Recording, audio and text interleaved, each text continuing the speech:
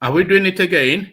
I believe we are. Roll up, ladies and gentlemen. One man went to mow. Yes, we are doing it again. I am doing it again. Are you doing it with me? The session has commenced and your company is required. That thing that happens twice a day, the first installation of 2 days. One man went to mow. The eagle has landed. Another Savior, holy, holy, holy, holy, Adeboye. Another Savior, holy, holy, holy, holy, Adeboye. Well, this is Mobien. This is dedicated to the gallant heroes of the Nigerian Biafra War and IPO families all over the world. I remember the Nigerian Biafran War, in the thickness of the Biafra genocide. Hey, one man revived the vanishing hope to life. Let the great Biafran army to fight, and they were singing out, holy, holy, holy, holy, is another Savior. They were singing out, holy, holy, holy, holy, is another Savior. Holy, holy, holy, holy, is another Savior. Many years after the genocide, whoa, yet another great leader has risen up now. Oh, and he's leading the Biafrans to victory. Inyamadika yabika kwa namno wao. Hey, anamekele maduche mefo. Manemo, it's an honor having you on board. When I'm singing along, holy, holy, holy, holy, Nandekano is another Savior. Just sing along, holy, holy, holy, holy, Nandekano is another Savior. When I sing along, holy, holy, holy, holy, holy, holy, holy, is another Savior. Getting it right and getting it faster now. Holy, holy, holy, holy, is another Savior. Holy, holy, getting it right, faster, never freedom. Is another Savior. Yeah, for freedom. Holy, holy, holy, holy, Nandekano is another Savior. Another Savior, holy, holy, holy, holy, Adeboye. Another Savior, holy, holy, holy, holy, Adeboye. Well, this is Mobien. This is dedicated to the gallant heroes of the Nigerian Biafra War and IPO families all over the world. I remember the Nigerian Biafran War, in the thickness of the Biafra genocide. Hey, one man revived the vanishing hope to life. Let the great Biafran army to fight, and they were singing out, holy, holy, holy, holy, is another Savior. They were singing out, holy, holy, holy, holy, is another Savior. Holy, holy, holy, holy, is another Savior. Many years after the genocide, whoa, yet another great leader has risen up now. Oh, and he's leading the Biafrans to victory. Inyamadika yabika kwa namno wao. Hey, anamekele maduche mefo. And there you heard it right there. Holy, holy, the farmyard singers from the eastern part of Nigeria. Holy, holy, Kanu's American lawyer Finn writes Facebook Six ban on Buhari government for engaging in genocide crimes against Biafrans. So there it is right there. This now the threat against the Facebook space to curb the excesses of the Biafran narrative by Lai Mohammed has now been countered by this American fella that acts as the legal counsel for that group. Kanu's American lawyer, Finn, writes Facebook seeks ban on Buhari's government for engaging in genocide, crimes against Biafrans, all that. So there it is right there, but quite how he details those charges, we'll find out soon. Not charges really, but requests. So quite how he details them, we find out soon enough. So we touched on this topic briefly yesterday, the threat by the Northern Elders Forum asking that some people leave the Nigerian state. So now, especially the Easterners, of course, when I say some people, of course, the Easterners. So now the Eastern space counters back. Ohaneze calls for arrest of Northern Elders Forum spokesman Baba Ahmed, says he's a threat to Nigeria. So this Baba Ahmed, there's a lot of about him that the guy is not even Nigerian. This is the thing. He's from, I think, Mauritania or somewhere like that.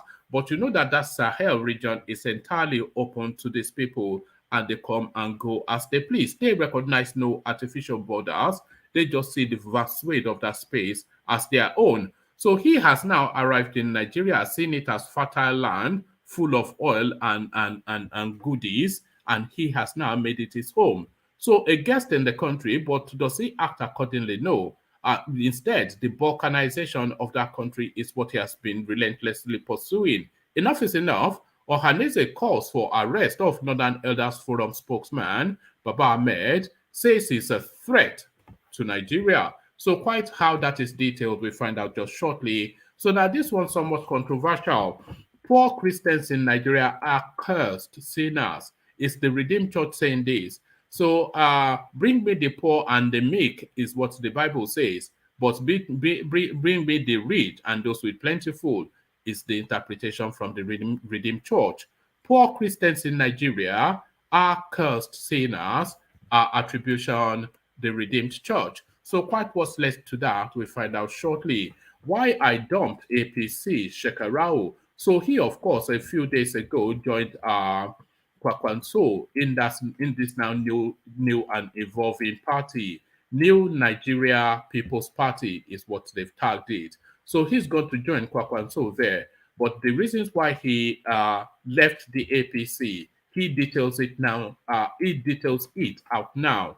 Why I dumped APC, Shekarau gives an explanation. So plentiful on the menu, lean back, kick back, take it easy, relax into it. The usual protocol, click on the like button as you're coming in. If you're not already subscribed, then please correct that. As you set about the clicking, then let me induce you with a little bit of elixir. Your calabash to the ready as we partake in some palm wine drinking. Water, only water, only water, where they see ma. Water,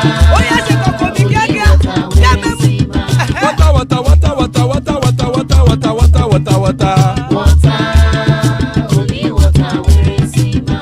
Hapa o naido, hapa o naido, hapa you don't come o.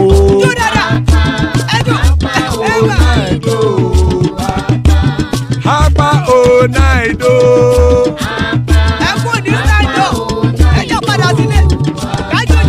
oro kẹ̀kẹ́ ẹlẹ́mù yé o.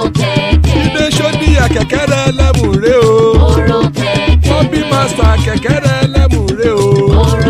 Chifu Faila ti kẹ̀kẹ́ ẹlẹ́mù ré o. Eruku lẹ̀lẹ̀ ẹlẹ́mù dé. Eruku lẹ̀lẹ̀ ẹgbẹ́ ẹlẹ́mù dòde ojàre o. Eruku lẹ̀lẹ̀ Ghana ti dé ẹgbẹ́ bọ́dì o. Ọmọ ẹlẹ́yẹ ọdún yẹn la ẹyẹ o ó dilé o. ọmọ ẹlẹ́yẹ. Petro Soname ẹyẹ o ó dilé o. ọmọ ẹlẹ́yẹ. Petro Sodunke ẹyẹ rẹ ó dilé o. ọmọ ẹlẹ́yẹ. Ẹlẹ́kọ̀ ọ̀run mú ìní o. ìgbàlà tí èlé. ìgbàlà tí èlé. Àkùkọ ọ̀run méjìkọ.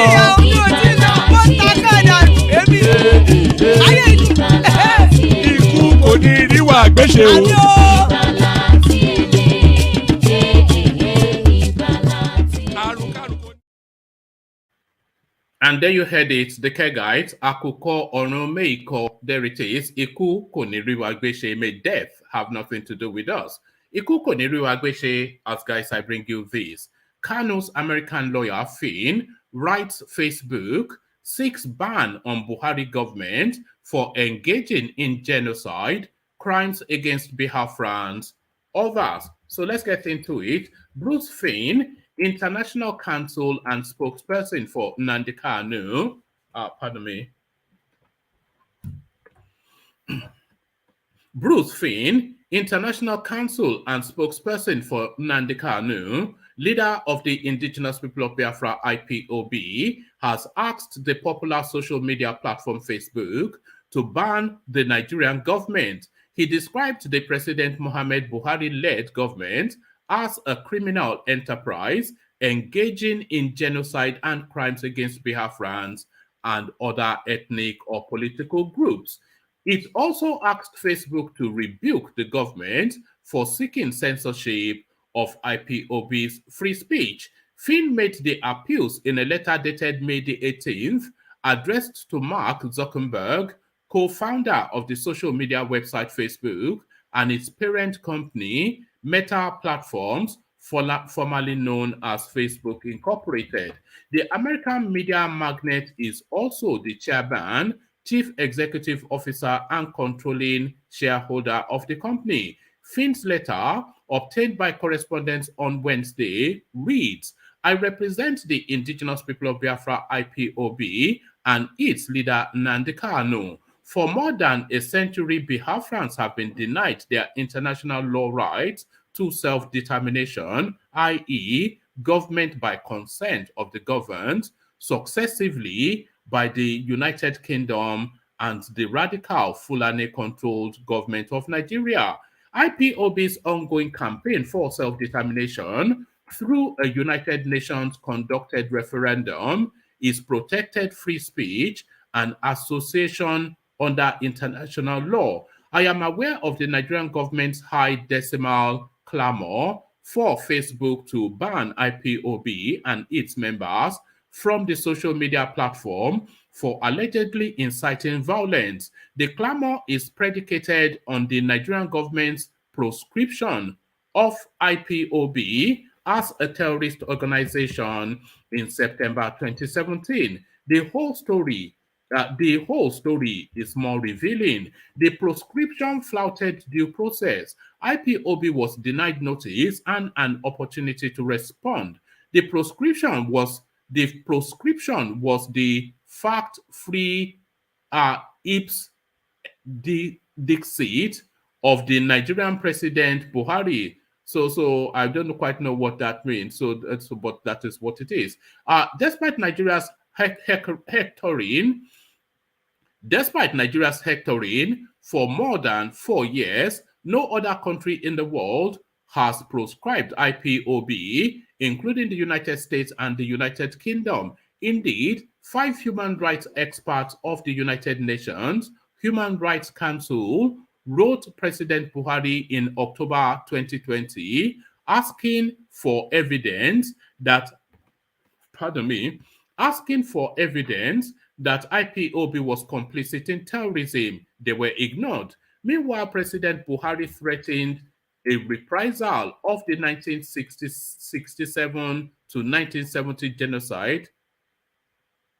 Meanwhile, President Buhari threatened a reprise of the 1967-1970 genocide of Biafrans if IPOB did not surrender their right to self-determination under Article 1 of the International Convention on Civil and Political Rights and otherwise. Accordingly, I am respectfully requesting that Facebook rebuke the Fulani-controlled government of Nigeria for seeking censorship of IPOB's free speech. Facebook should also consider banning the government of Nigeria as a criminal enterprise featuring genocide and crime against humanity against Biafrans, other ethnicity, or political groups. The incriminating evidence is voluminous and will be supplied on request. The Nigerian government on Tuesday asked Facebook and other social media platforms to stop allowing IPOB to use their platforms to allegedly incite violence and provoke ethnic hatred in the country. The government said it was unjustifiable for any social media platform to provide a medium for IPOB, which had been proscribed and classified a terrorist organization. President Buhari banned Twitter operations in Nigeria from June 5, 2021 to January 13, 2022, accusing it of threatening the country's corporate existence. So there is the rather long-winded essay by Bruce Finn requesting that Facebook ban the Buhari government. So what veracity that has, or is that just for I don't know. For what sake is that really? Is that just for the purposes of just doing it as just a counterweight to the Nigerian government pressure on Facebook? I'm not quite sure what that would lead to. Writing to Mike Zuckerberg and Meta Incorporated, etc. So that's what I'm not sure if that's comical or clever. So whatever your thoughts are, come share them with me. Ohaneze calls for the arrest of Northern Elders Forum spokesman Baba Ahmed, says he's a threat to Nigeria. The Apex Igbo Social Cultural Organization, Ohaneze Indigbo, has slammed Dr. Hakim Baba Ahmed, the spokesman for the Northern Elders Forum, over his broadcast that Igbos should leave Nigeria if they so desire. Buba, in a widely circulated broadcast video, said, "We said if secession is what every Igbo wants, this is what the Igbo wants, the nation should not fight a war over it." He went further to call on the northern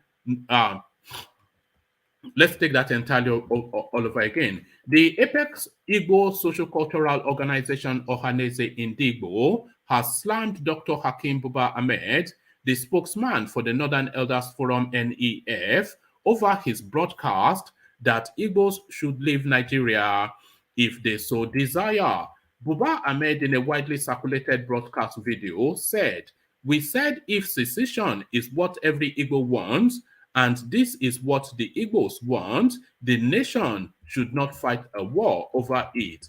He went further to call on the Northerners resident in southern Nigeria to consider returning to the north.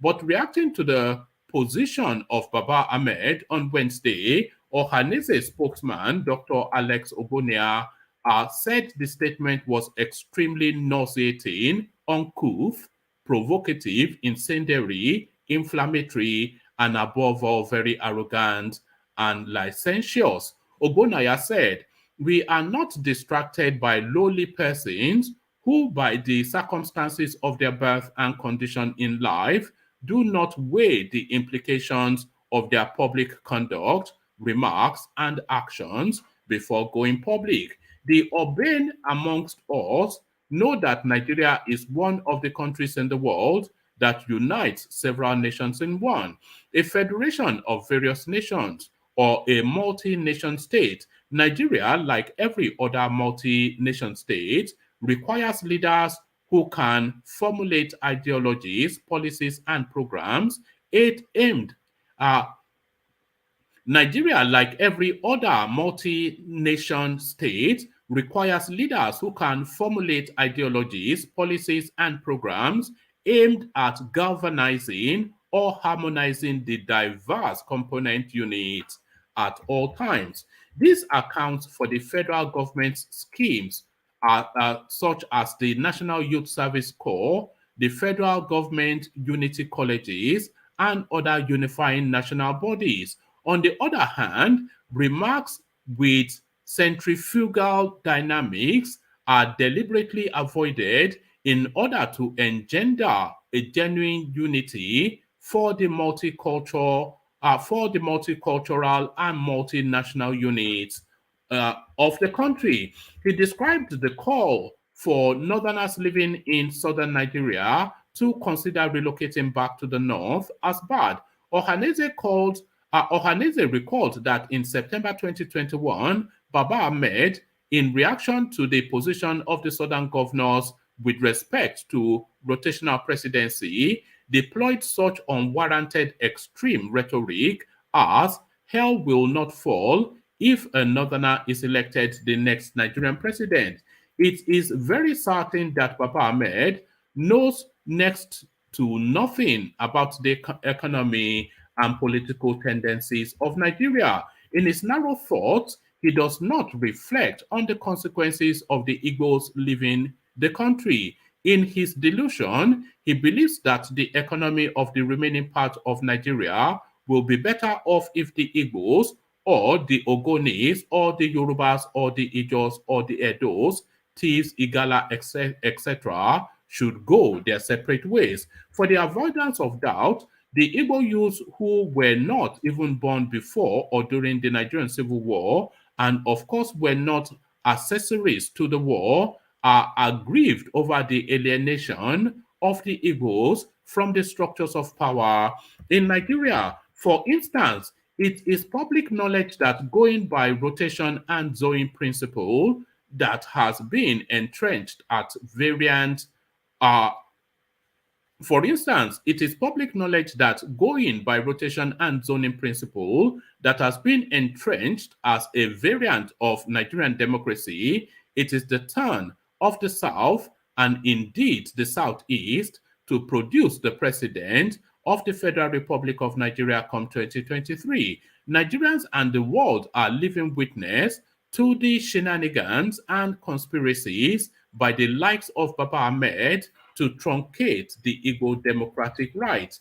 It is in response to such injustice that triggers the agitation amongst Igbo youths for self-determination. Such a scenario played out amongst the Yorubas Southwest when Chief MKO Abiola's presidency was annulled, and confidence and trust were restored with the zoning of the presidency to the Southwest in the person of Chief Olusegun Obasanjo of the People's Democratic Party of Nigeria (PDP) and Chief Olufalaye of the Alliance for Democracy in 1999. But of course, there's a proviso to that. It wasn't just a gifting of the presidency to the Yorubas. We have to really correct that space, the 1999 narrative.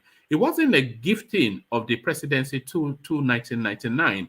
It was a correcting of an injustice that was done to MKO Abiola, who won an election but then was killed rather than being sworn in as president.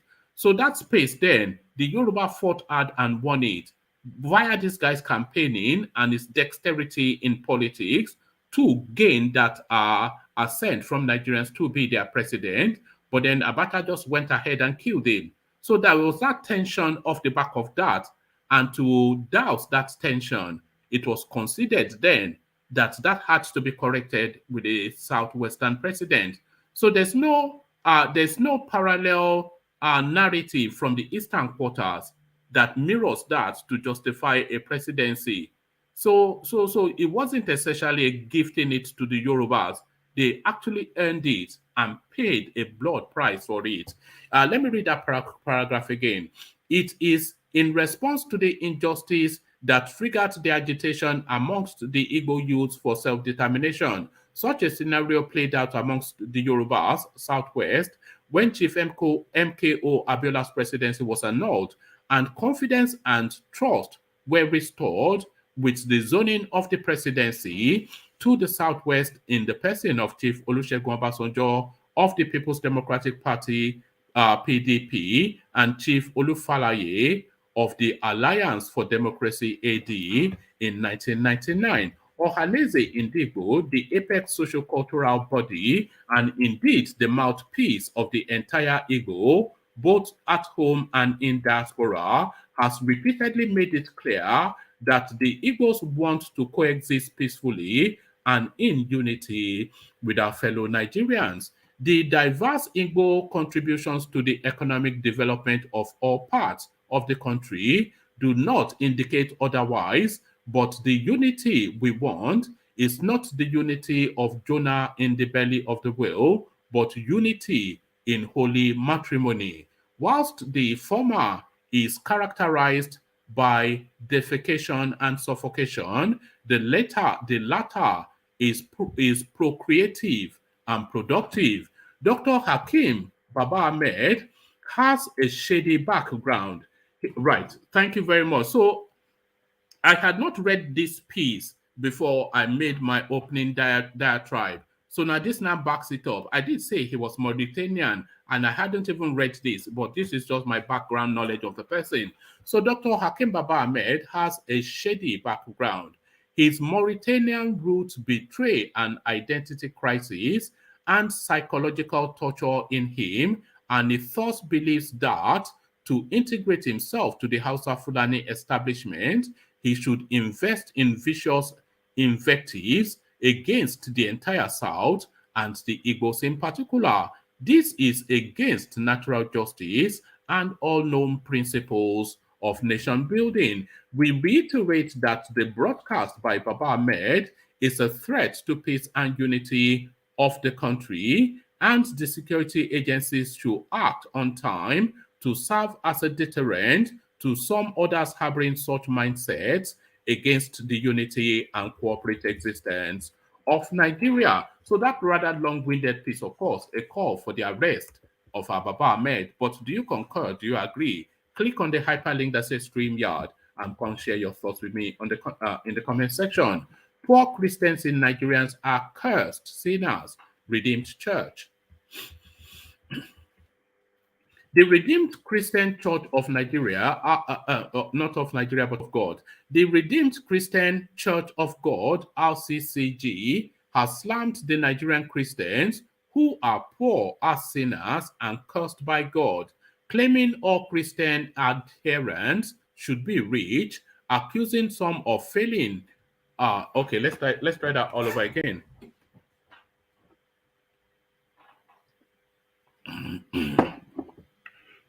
Pardon me.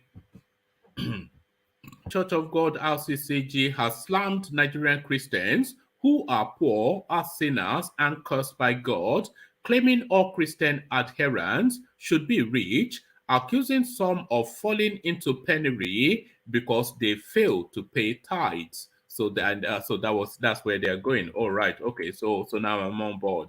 One of the church leaders, a professor and pastor of RCCG, Solomon Bello, was quoted in a statement to have said this on Wednesday whilst delivering the lead paper at the business summit of the Redeemers Men Fellowship of the LP71 Divine Connection Zone. Mr. Bello, the pastor in charge of Lagos Province 71, described prosperity as a birthright of Christians, whilst poverty is a curse. Poverty is not for any true child of God. As long as men continue to sin against God, they will continue to struggle, the redeemed pastor claimed. Mr. Bello, who is also a lecturer at the University of Lagos, listed the major factors that brought about poverty as sin, laziness, curses, ingratitude, extravagance, and procrastination. Cost and blessings are the result of the obedience or lack of it on the part of a man. The Bible informs us that poverty is a curse. It was the resultant effect of man's separation from God in the Garden of Eden. The RCCG cleric further asserted, as long as men continue to sin against God, they will continue to struggle. It takes two to succeed, you and God. Ungratitude and obedience, Mr. Bello said, On gratitude and obedience, Mr. Bello said that any Christian who knew how to obey and show appreciation to God was destined for great heights. An ungrateful man cannot go far in life. Gratitude will open the doors of breakthrough and success to you at any time, he claimed. Appreciation of God's goodness leads to an appreciation of your blessings and worth before God and man. Mr. Bello also mentioned that appreciating God would lead to success in life. It is the shortest cut to victory. If you want the heavens to be opened for you, if you want to be made whole, then you must be ready to appreciate Him. And of course, when he's saying appreciate God, it's not you feeling a sense of gratitude, though. It's talking about the wallet. It's talking about your wallet. So don't conflate or be confused.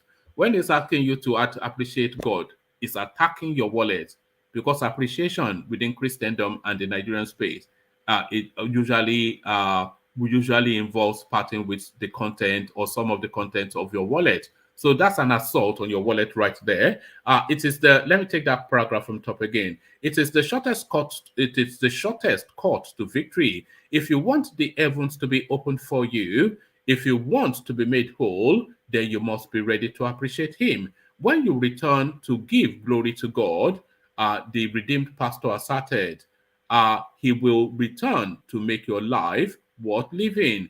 Divine upliftment comes in the place of gratitude. Every disobedience has a retribution attached to it. When you obey the commands of God, blessings follow after. But when a man disobeys, the blessings are withheld. The redeemed church leader who warned against procrastination added that devourers had also been assigned against people who do not pay tithes. On the route to prosperity, the cleric listed 11 steps: wisdom, diligence, labor, mystery of giving, the way of thinking, anointing, obedience, natural gifts and endowments, blessing of the right placement, praises, and breakthrough by the blood. The road to prosperity is a straight one if you only understand it. God has already made every provision for comfort and upliftment. There are certain things you can do to unlock the heavens for yourself and your family, he said, corroborating Mr. Bello's claim. Oh, I hope this doesn't go on for too much longer. Corroborating Mr. Bello's claims, Shegun Adeleye, the coordinator of the Redeemed Men's Fellowship Divine Connection Zone, said, Christians are crawling when they are supposed to be flying. The Redeemed Church leader said it was strange that Christians do not know that they are poor as long as they can afford one fairly used car and struggle to put food on the table. Buttressing his claim that Christians should be rich, Mr. Adeleye explained, but Philippians 4:19 says, and my God will supply all your needs according to his riches in the glory in Christ Jesus, in Christ Jesus. Do we bother to ask what God's riches are? According to Haggai 2:8, the silver is mine and the gold is mine, says the Lord of hosts. He reasoned that if the silver and gold belongs to God, then the logic should be that we, his children, should not be poor, but be very rich. He said Christians could not claim to be rich in Nigeria when the rich people in the country were from a different faith, whilst the rulers of the country and heads of whilst the ruler of the country and heads of all the most important institutions were from a different faith. So there are several layers to that, of course, to be unpacked. They are salt on the wallet, of course, but that tail ends then to tell you then that the Christians are somewhat dominated within the Nigerian space, which of course there's no refuting that. Why? So this is now the last readout. Why I dumped APC Shekarau. The senator representing Kano Central Senatorial District, Malam Ibrahim Shekarau, has cleared the air on why he took the 11th hour decision to decamp from the All Progressive Congress APC to the new Nigerian People's Party NPP. Speaking at a World Press Conference hours after he formally announced his exit from the APC at his residence in Kano on Wednesday, Shekarau said he simply exited from the party as a result of the blatant marginalization and total neglect he had suffered in the hands of the leadership of the party at all levels. He added that looking at his imminent he added that looking at his immense contributions to the progress of the party at the peak of his travails, he deserved to be treated with prestige, honor, and decorum. He pointed out that he had striven to ensure that the unity and oneness of the party remains sacrosanct in the face of some grueling obstacles which had almost defied easy solution, whilst regretting that where his opinion and elderly guidance were supposed to be sought, he was craftily pushed to the lower rungs of the ladder. So, whilst regretting that where his opinion and elderly guidance were supposed to be sought, he was craftily pushed to the lower rung of the ladder, he said. As far as my exit is concerned, I have never single handedly taken the decision to opt out, knowing that I have established a consultative forum to guide my conduct in every decision. I find it most expedient. The consultative forum itself has not single handedly taken the decision to influence my exit from the APC. The decision reflects 80% of the opinions of our followers. My bone of contention is the cavalier manner I was made to suffer all sorts of victimization since coming on board as a senator representing Kano Central Senatorial District. In the last 3.5 years, I was never called to a meeting by the leadership of the party in the state, and Governor Abdullahi Umar Ganduje himself knows this. I have taken the decision to maintain my cool in a situation of this magnitude. I was conversant of my indispensability as a prominent member of the APC and a two consecutive term governor as well. I solely believe that my position, pedigree, and enviable status should be respected. The leadership of the party and the administration of Governor Ganduje have no justifiable premise to treat me shabbily, he added. I also want to draw your attention that I have every reason to adduce that I have borne the brunt of non inclusion in the affairs of the APC and the entire business of leadership and governance over the years under Governor Ganduje, despite the fact that I have no axe to grind with him, knowing that in partisan politics like ours, anything can happen. He explained. No love is essentially what he's concluding. Charlie Boy, I see you. So Charles, I don't suppose you know anything about Kano politics, so really no point asking you Hello. about that. So let me take you then to Bruce Finn. Um, Let me take you then to Bruce Finn, writing to Facebook asking them to ban the Buhari administration as a counterweight to the Buhari administration pressuring Facebook to ban the rascally Ipobians. So, what are you making of that? My opinion, I think that's a good idea because Why is the type of guy? He's an evil guy. He doesn't really care Am about I going you. to struggle to hear you again, No, Charles? Why is an evil guy? He doesn't care about his citizens. So he's counting what because Biden is basically counting what Biden says in the ban Facebook.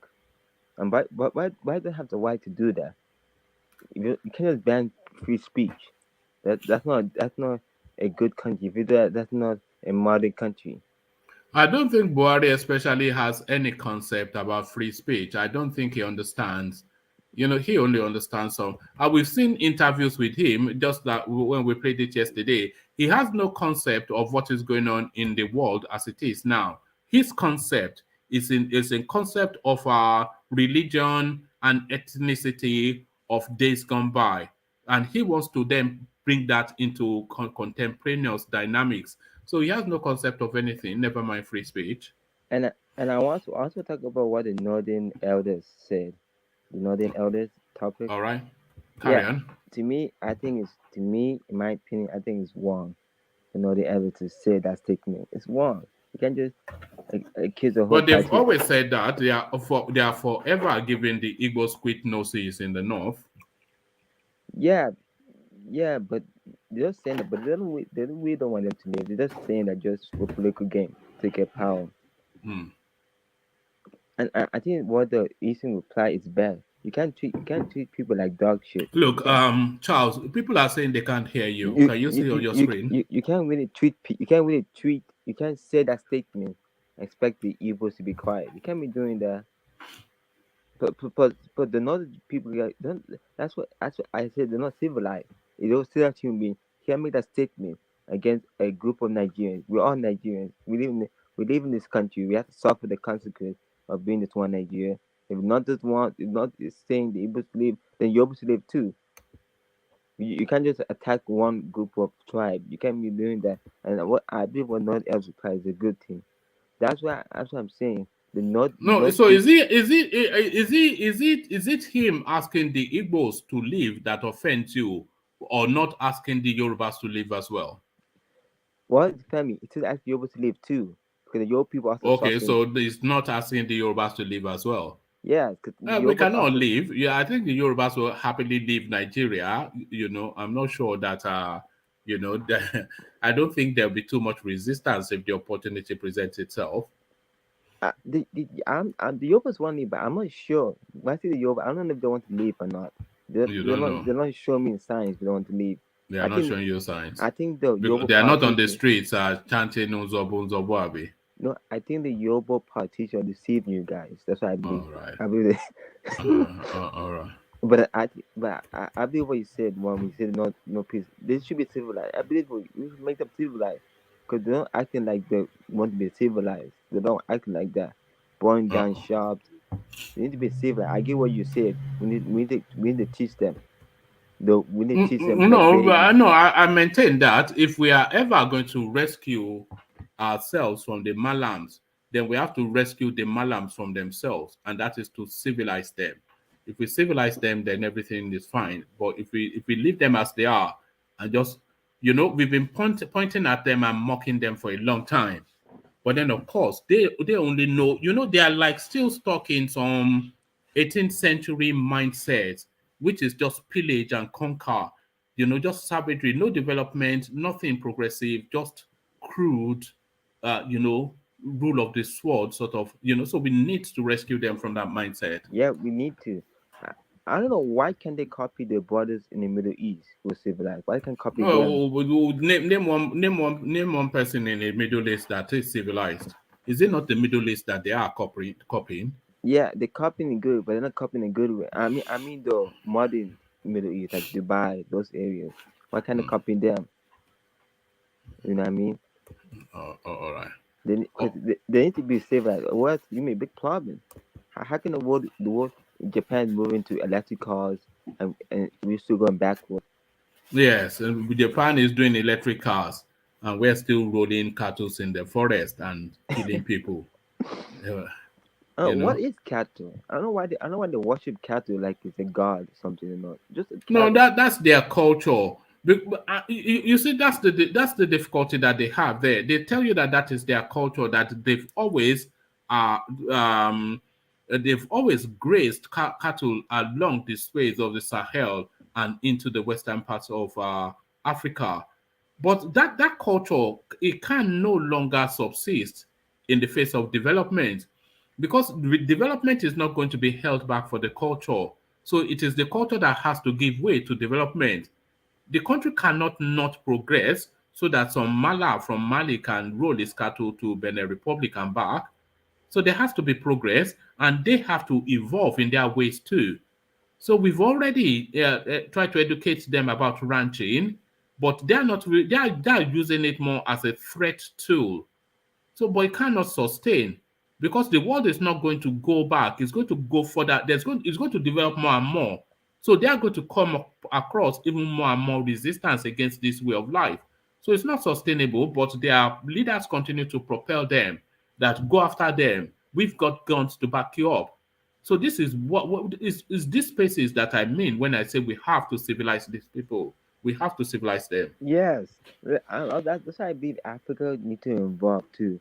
I think the problem with Africans that we don't like to involve. We need to involve to catch up to the world. I think Africa could have the largest economy in the world if we think right. I believe so. Africa should have the largest economy in the world. They should. If we can just get the balance of them actually, it's just self love that is missing from Africa, isn't it? You know, somebody will go and sell you to some European, take a few dollars, and they give him some girls, and he thinks then they like him. You know, I don't know, man. Plus Africa is blessed with so many. Africa is blessed with so many wildlife, so many beautiful mountain rainforest. We could use that as a advantage for tourism, but we don't realize that. We could use that so people could visit our country and they could pay money. But then we don't think that. We're blessed with oil, blessed with, God blessed Africa with so many resources, but we're not using it. We're All right. blessed. We're blessed. Africa is a blessed human being. We're blessed by God, but we're not using our gift God gave us. We're just waiting for mankind to fall. No, you must do something. You can't. I also we worship religion like a god. That's a problem. We worship religion like a god. They say, oh, you need to go to pray for your sickness. They say, oh, the devil makes But you you're sick. always running off to pray, Charles. Every minute you say I have to go and pray now. No, So are you swept up in that criticism? no, not this one prayer. I'm saying after, example, when someone said they're sick, they're like, oh, the devil makes you sick. No, he didn't make you sick. You did something to make yourself sick. We have to stop taking that mindset. You hear people, oh, they have a disease. Oh, someone make me have a disease. No, it doesn't make you have a disease. You did something to make you have a disease. All right. All right. Thank you, Charles. So thank you, Charles. Charles, let me go on from you to Ashenichere, who Baba Korea has come as today, and have him speak on then on the RCCG space. So Baba Korea, are you ready? Are you there? Yes, I'm here. Yeah. All right, brilliant. So then this space now, One month. Yeah. I came before Baba Akure, but continue.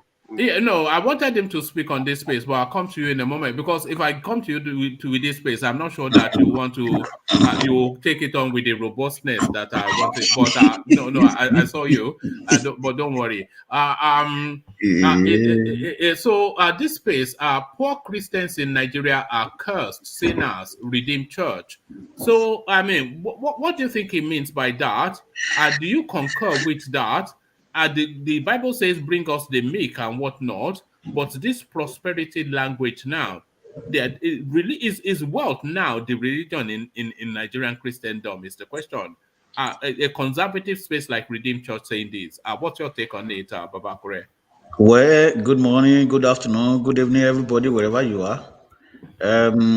When I read it, I just laughed towards that anyway. Well, if truly Pastor Adeboye really said that, I think that is out of touch. It wasn't so much Pastor Adeboye, but a senior pastor within the church. Within the church, okay. Well, so that pastor is out of touch because most of these churches, even they even make their congregation even poorer, in the sense that you collect tithe, you collect offering, you collect everything, and you know how these people are struggling. Remember, a few weeks back, we were discussing about, a few days back or a few weeks back, we were discussing about how church tax people and how you have to technically shame yourself to to bring out the little you have in your pocket. So so that is how people get But Baba Akure get is going to poorer. that space again. He's linking poverty with tithing, and he's saying that it is a form of ingratitude, and God only blesses people who bless Him. And he's saying then the consequences of your poverty is all Is down to you not tithing. You know, that is just big lie. it's a real manipulation. It's a That real, yeah. exactly, that is just big lie. It doesn't really work that way. You might not even giving anything to God. God, in fact, whatever we do, it is just that we just do it for humanity, not even for God, because God even don't even need your money. So give him thanks. That is main thing that Bible said. Give him thanks, and that is his food. So issue of giving tithe, give offering. Even this issue of tithe that we're talking about, it is meant to be taking care of poor people, widower, and visitors. Not even for pastor to be riding a nice vehicle. You see, Baba Akure, this trick that they use is both clever but also dangerous. You see, what they do is they link your gifting of money to your fortunes To in life. your prosperity. Yes, So if things are not going well for you, and then people run to the pastor and they'll pray for you and say, "Are you tithing?" You know, exactly. when they put it in your mind that your tithing is linked, you parting with money to gifting is linked to your fortunes in life. So anytime that something bad happens to you or things don't go your way, Just which you it think doesn't in the things go your way in the natural course of life, some things exactly. go for you, some things do. That's just life. But they link, they've put it in your head that those things that are not going for you this time is because It of is the because of tithing. So yeah, one way or the exactly. other, they will get you. They will get That, you one way or the that is other. true, but basically that is in Nigeria because we really depends on prosperity. So when we go to church, we believe that we are going to be blessed, but you cannot compare it with Western world, where everybody have their job, at least little job, and they have access to credit facility. If you broke, you can use your credit and you'll be paying back little by little. So we don't have that. So that is why pastor can just wake up one day and just term our predicament, tied it up with issue of not being paid your tithe or not being coming to church regularly or not or because you come out of church on time or you are not praying very well. All kind of things they will link it. But here in my church, we only go to church at 10 o'clock and we finish at 11 o'clock. Everybody go home. If you know, if Is you it an African church? no, if you don't know, Ah. it is. As a matter of fact, I can even tell you that we don't even have to. Nobody has time to stand up and start praying. Oh God, God, knock my Holy Ghost fire, fire. fire my enemy. Holy Nobody really Ghost think fire. about that because what you do is that you sing praise and worship in the morning. Then the pastor read Bible. Then maybe pray like 5 minutes. Then you sing again. Everybody depart. If you don't have time, you see people going out because they want to go to work. So it is just the society that we find ourselves. That is why you want pastor can brainwash somebody and saying that because you did tithe, that is why you continue poor and you will continue poor if you don't pay your tithe. So that is my take on that. And even But is the language too heavy that a Christian a poor Christian is cursed? Is that language too heavy? Our poor very Christians in Nigeria are cursed very sinners. very Is that very very language too very heavy? very very poor, very poor indeed. It is very frightening for a pastor to say that. But like I said, it is just the system that we find ourselves, and we cannot decide for ourselves because we believe in prosperity. When things are not going, when you don't have job, when you don't have this, you have to go to the mountaintop to go and fast and pray, believing that okay, because you go to the mountain, now that's what is going to provide employment for you. And we also see people that you even give contract to. They will leave that job and they will go to mountaintop to go and pray rather than do their job. So these are the things because they really believe in pastor and they inculcate that this religion fanatics into our mind. So that is why they can be saying that and they just go away with it. Bamakure, let me give you an example of just how deep rooted it is. I know somebody, I know this person personally. He'd been looking for a job for quite a while. He found one and they told him to come and resume. But he had a church program and he went to that church program instead of going to resume that job. That church program to pray for him to come out of the difficulties in life. The job already facilitating for him to come out of difficulties in life. So if they ask you to come and the first day you don't even turn up, then he turns up the next day. Even if they let him have the job, still they've already marked you down. Exactly. So this is how deep they've eaten into people's minds. Exactly. That is what I said here. When you even on Sunday, a pastor didn't do what he's supposed to do on time, or you are wasting people's time, you just see them get out of the place and then go because they have to go to work. So there is a difference between religion and work. So you have to decide which one you want to do. Either you want to go to mountaintop and continue praying, fasting there, where you will get manna from heaven, or you face your job. So that is it. Yeah, can I say something? Yeah, come in, UK. Yeah, I think even the Bible that they even reading even said faith without work is dead. So if you're doing something, I mean, at the end you get a reward. But if you're not doing something, at the end you're not gonna get reward because carrying Bible every day. You say I'm going to Saturday night, I'm going to Bible class. Why time is money? So how do you think you'll be rich, or how do you think you'll be comfortable? You can't be comfortable because the time you're supposed to go and work, you use it for trust something. So what do you expect? No matter how, because the way I look at these pastors, look at pastor who doesn't even they are even preaching. You are even more than them because some of these you find out that most of these people that fall into this prayer is the graduate too. The one who claim that they're in school. That's the most shocking. That's the most shocking part of it. So I've looked at all these things. I say, man, this one na big ojoro. You're not gonna do that egunje on my way. You're gonna. Don't you know that sometimes when you go to church, they will tell you second offering, pastor offering, Sunday school offering. Pastor offering. You'll be forced. You'll be forced. They call it pastor's blessing. Yeah, so I remember. You do your tithes, you do pastor's blessing, and then you do your offering. Why don't you just give the bank the church details to your employer so they can pay your salary directly to them? I remember when I was in Nigeria, my father used to send us money now. So when my father sent that money, because I used to worship Assemblies of God, do you know I'll go and put hand inside that money, go and give 1/3. I said, which kind of stupidness is this one? And after giving the money now, I'll be broke. Sometimes if I want to go, I have to trek. Why I have money as well, but I say let me go and give it in order to show that you're being a good Christian. If I can just go on.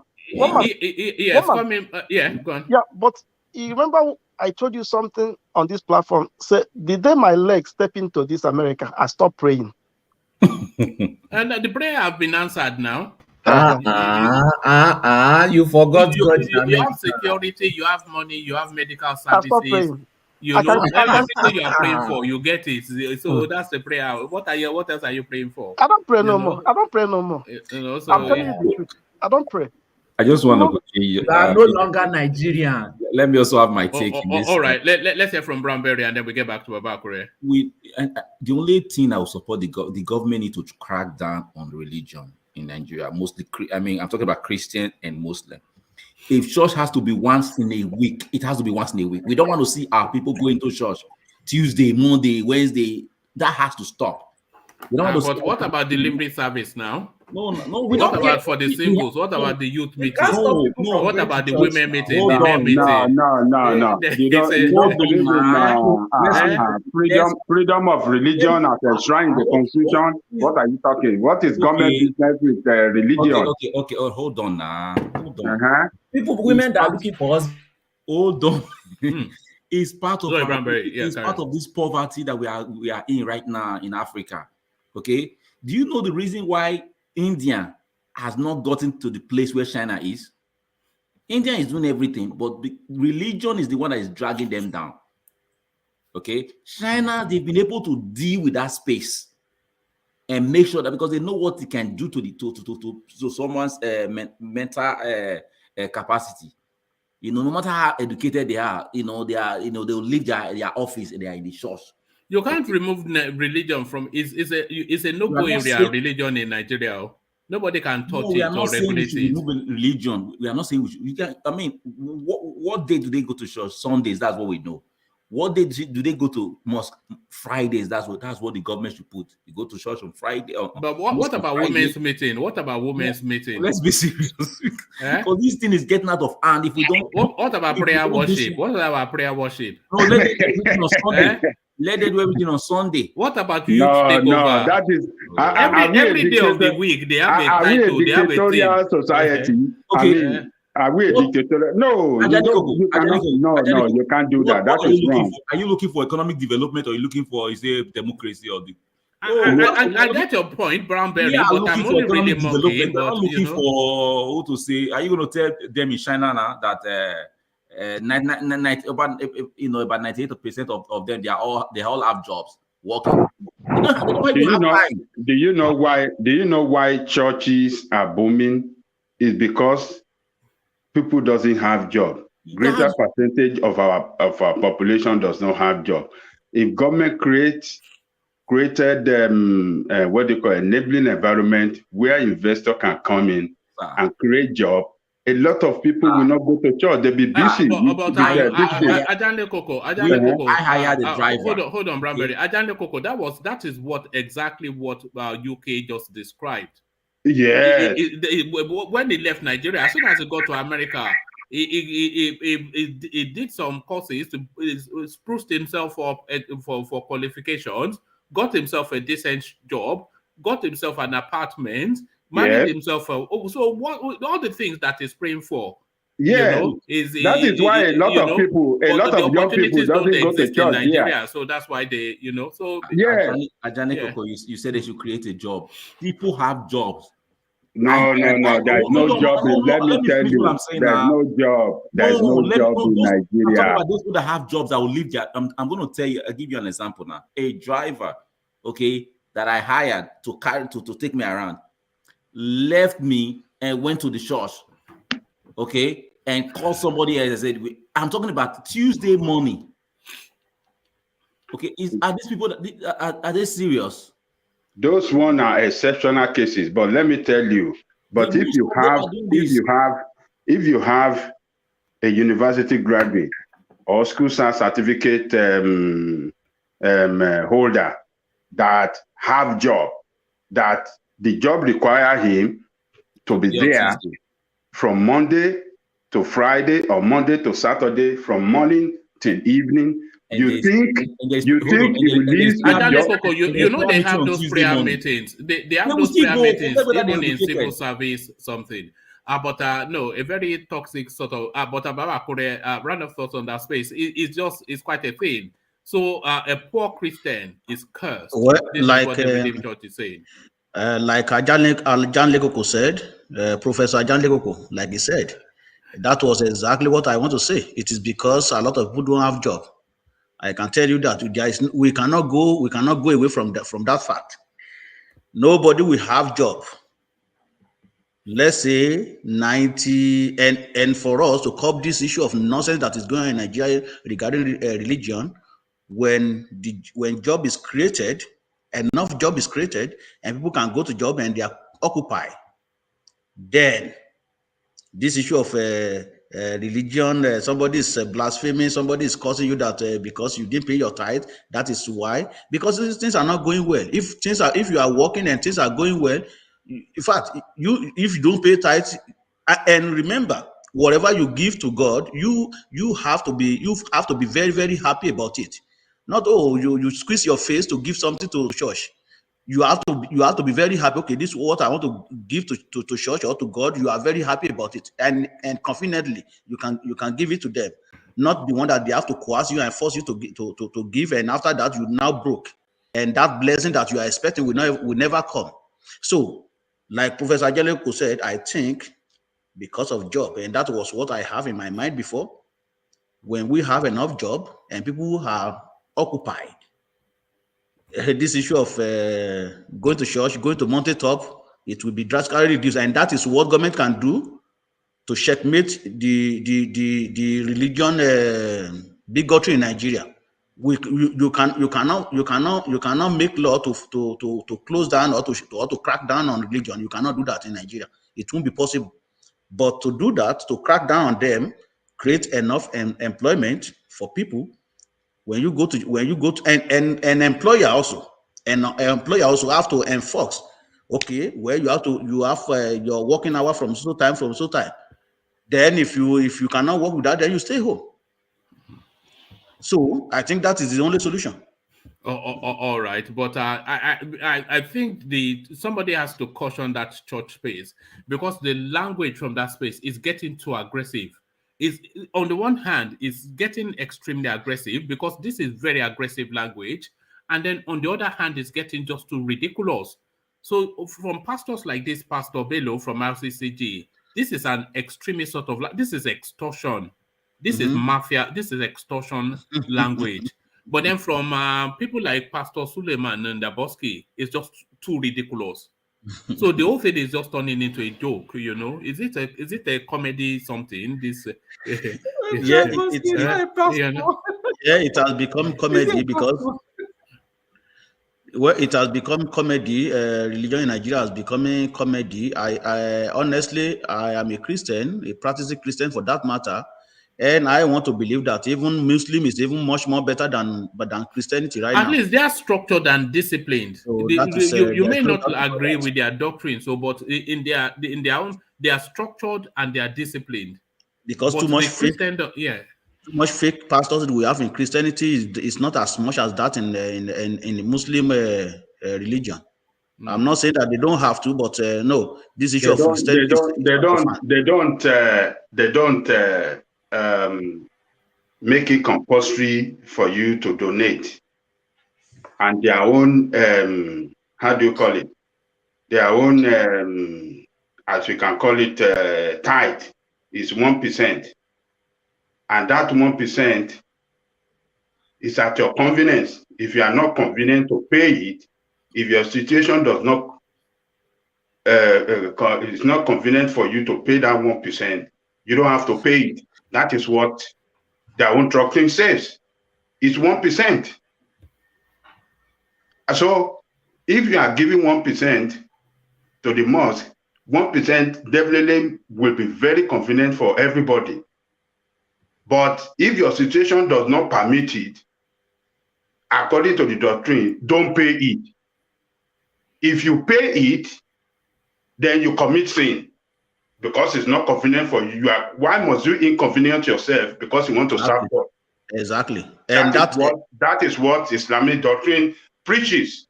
That do not inconvenience yourself in terms of donating money to the mosque because you want to serve. No.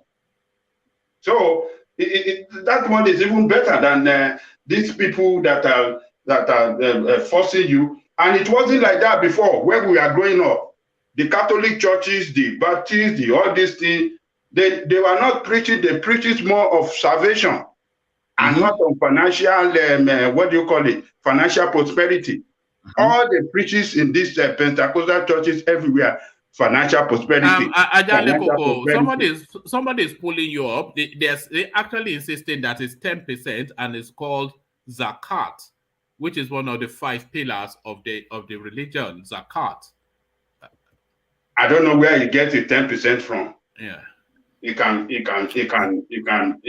give us some verses of Quran that says it's 10%. It's 1%. I mean, I'm not Muslim, and it's not my faith of choice.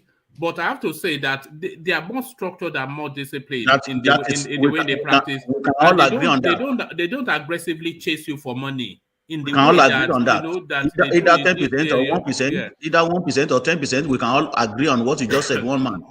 They are not so coercing like that of Christianity in Nigeria right now, because the way this Christianity are behaving now is getting out of hand. Yeah, But you should be careful when you are saying Christianity. You should are these people mention really it Christian? specifically. It is Pentecostal. If you go Yeah, to exactly. what do you call it? If you go to Baptist Church, Catholic, they were not doing it. They are not doing it like that. It's Pentecostal that is leading in this crusade for money. Exactly, Adenle Coco. That's what I was going to ask. Are they really Christians? Is that Christianity? I mean, I was born into the Catholic Church and I grew up into inside the Catholic Church, and I never saw this thing. I'm still a Catholic, and I never ever saw such thing like you donate for. I have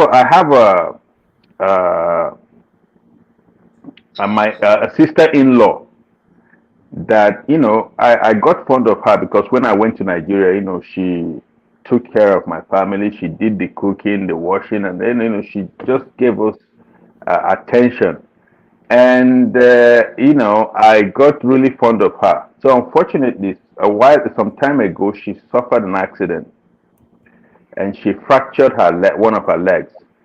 And I said, okay, you know what? I heard the news. I called her and I said, go to the hospital. She said, no, I will go to one place. Like I said, no, go to a real hospital, get a real doctor, get a real treatment.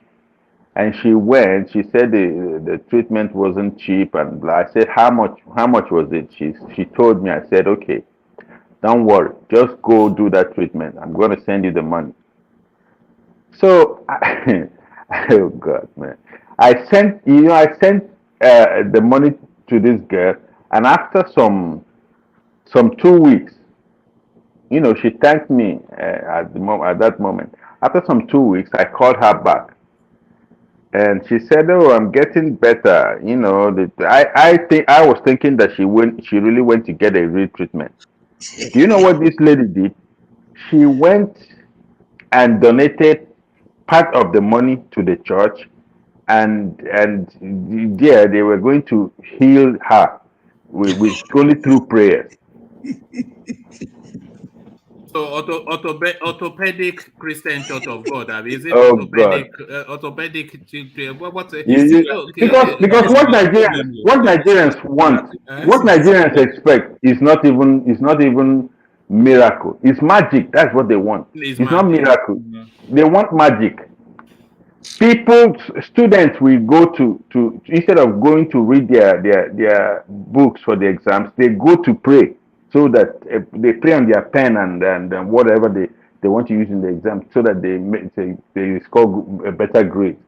So what they want is actually not miracle. It is magic. That is what they expect. That is what I mean. Like every other thing bastardized in Nigeria, the faith also has been bastardized, and that is what you get. Now regulating it, I don't think is the ideal way. It's almost impossible even to do. Can I come in? Yeah, go on, UK, and then we get back to Baba, correct? Yeah, I was going through my Facebook yesterday. So in that Facebook, they wrote like a blank check. All of them, they were commenting that they will receive. So it happened that my cousin commented on that thing. I just tagged him. I said, "Okay, go look for work. Go and work. Nobody will give you. If you like, pray. You see that money you see in that Facebook, that check, you can't get such a check. Do you know what? It was like 3 million naira with this GTB bank check. I say, you guys are Yahoo boys. Go and look for work and work. Keep dreaming on that check. They keep fantasizing what they don't even work for. You didn't do work. Then you're looking check for Facebook and commenting MM. Which kind That's what I'm saying. It's magic. They want magic, not miracle. Do you also get those texts that they will send you some ridiculous text, and they say if you don't say amen, I want them not to be sending evil will befall you. I want one of my cousins. Don't ever send me this kind of you. I mean, that's. And if you don't forward it to 10 people, you will die. You know, this kind of thing. Not Imagine. it's I quite a just scroll thing. away from those You nonsense. know, but When I Baba see Akure, such thing, eh, what they say, if you don't do it, any something, I will just delete it. Okay, I'm yeah. not doing it. I want to see that thing that want to happen to me. I will delete it, and I'm still living today. Nothing happened to me.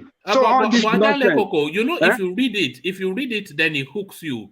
It's not I going try to. not to I've read read it it. because I've read some of them several times, and I will not send it, and nothing happened to me. I just say, look at all these brainwashed people, stupid people that cannot think on their own. Eh? But you know, Ajanle Coco, Eh. for instance, here, if you are sick and you go to a pastor, and they promise you healing, you know that you can, if something happens to you because of that, you know that that pastor can be sued. Oh yes. But in You Oh can yes. sue, but you in, can also But sue how them in can Nigeria no too. The sorry law is there how too. so sorry how You can can you also sue sue? them in Nigeria too. No yeah, sorry but you no hold on No, I how, disagree. I hold on disagree. hold on UK how can you sue if you go to a pastor and he pronounces on you and it doesn't come true, how can you sue?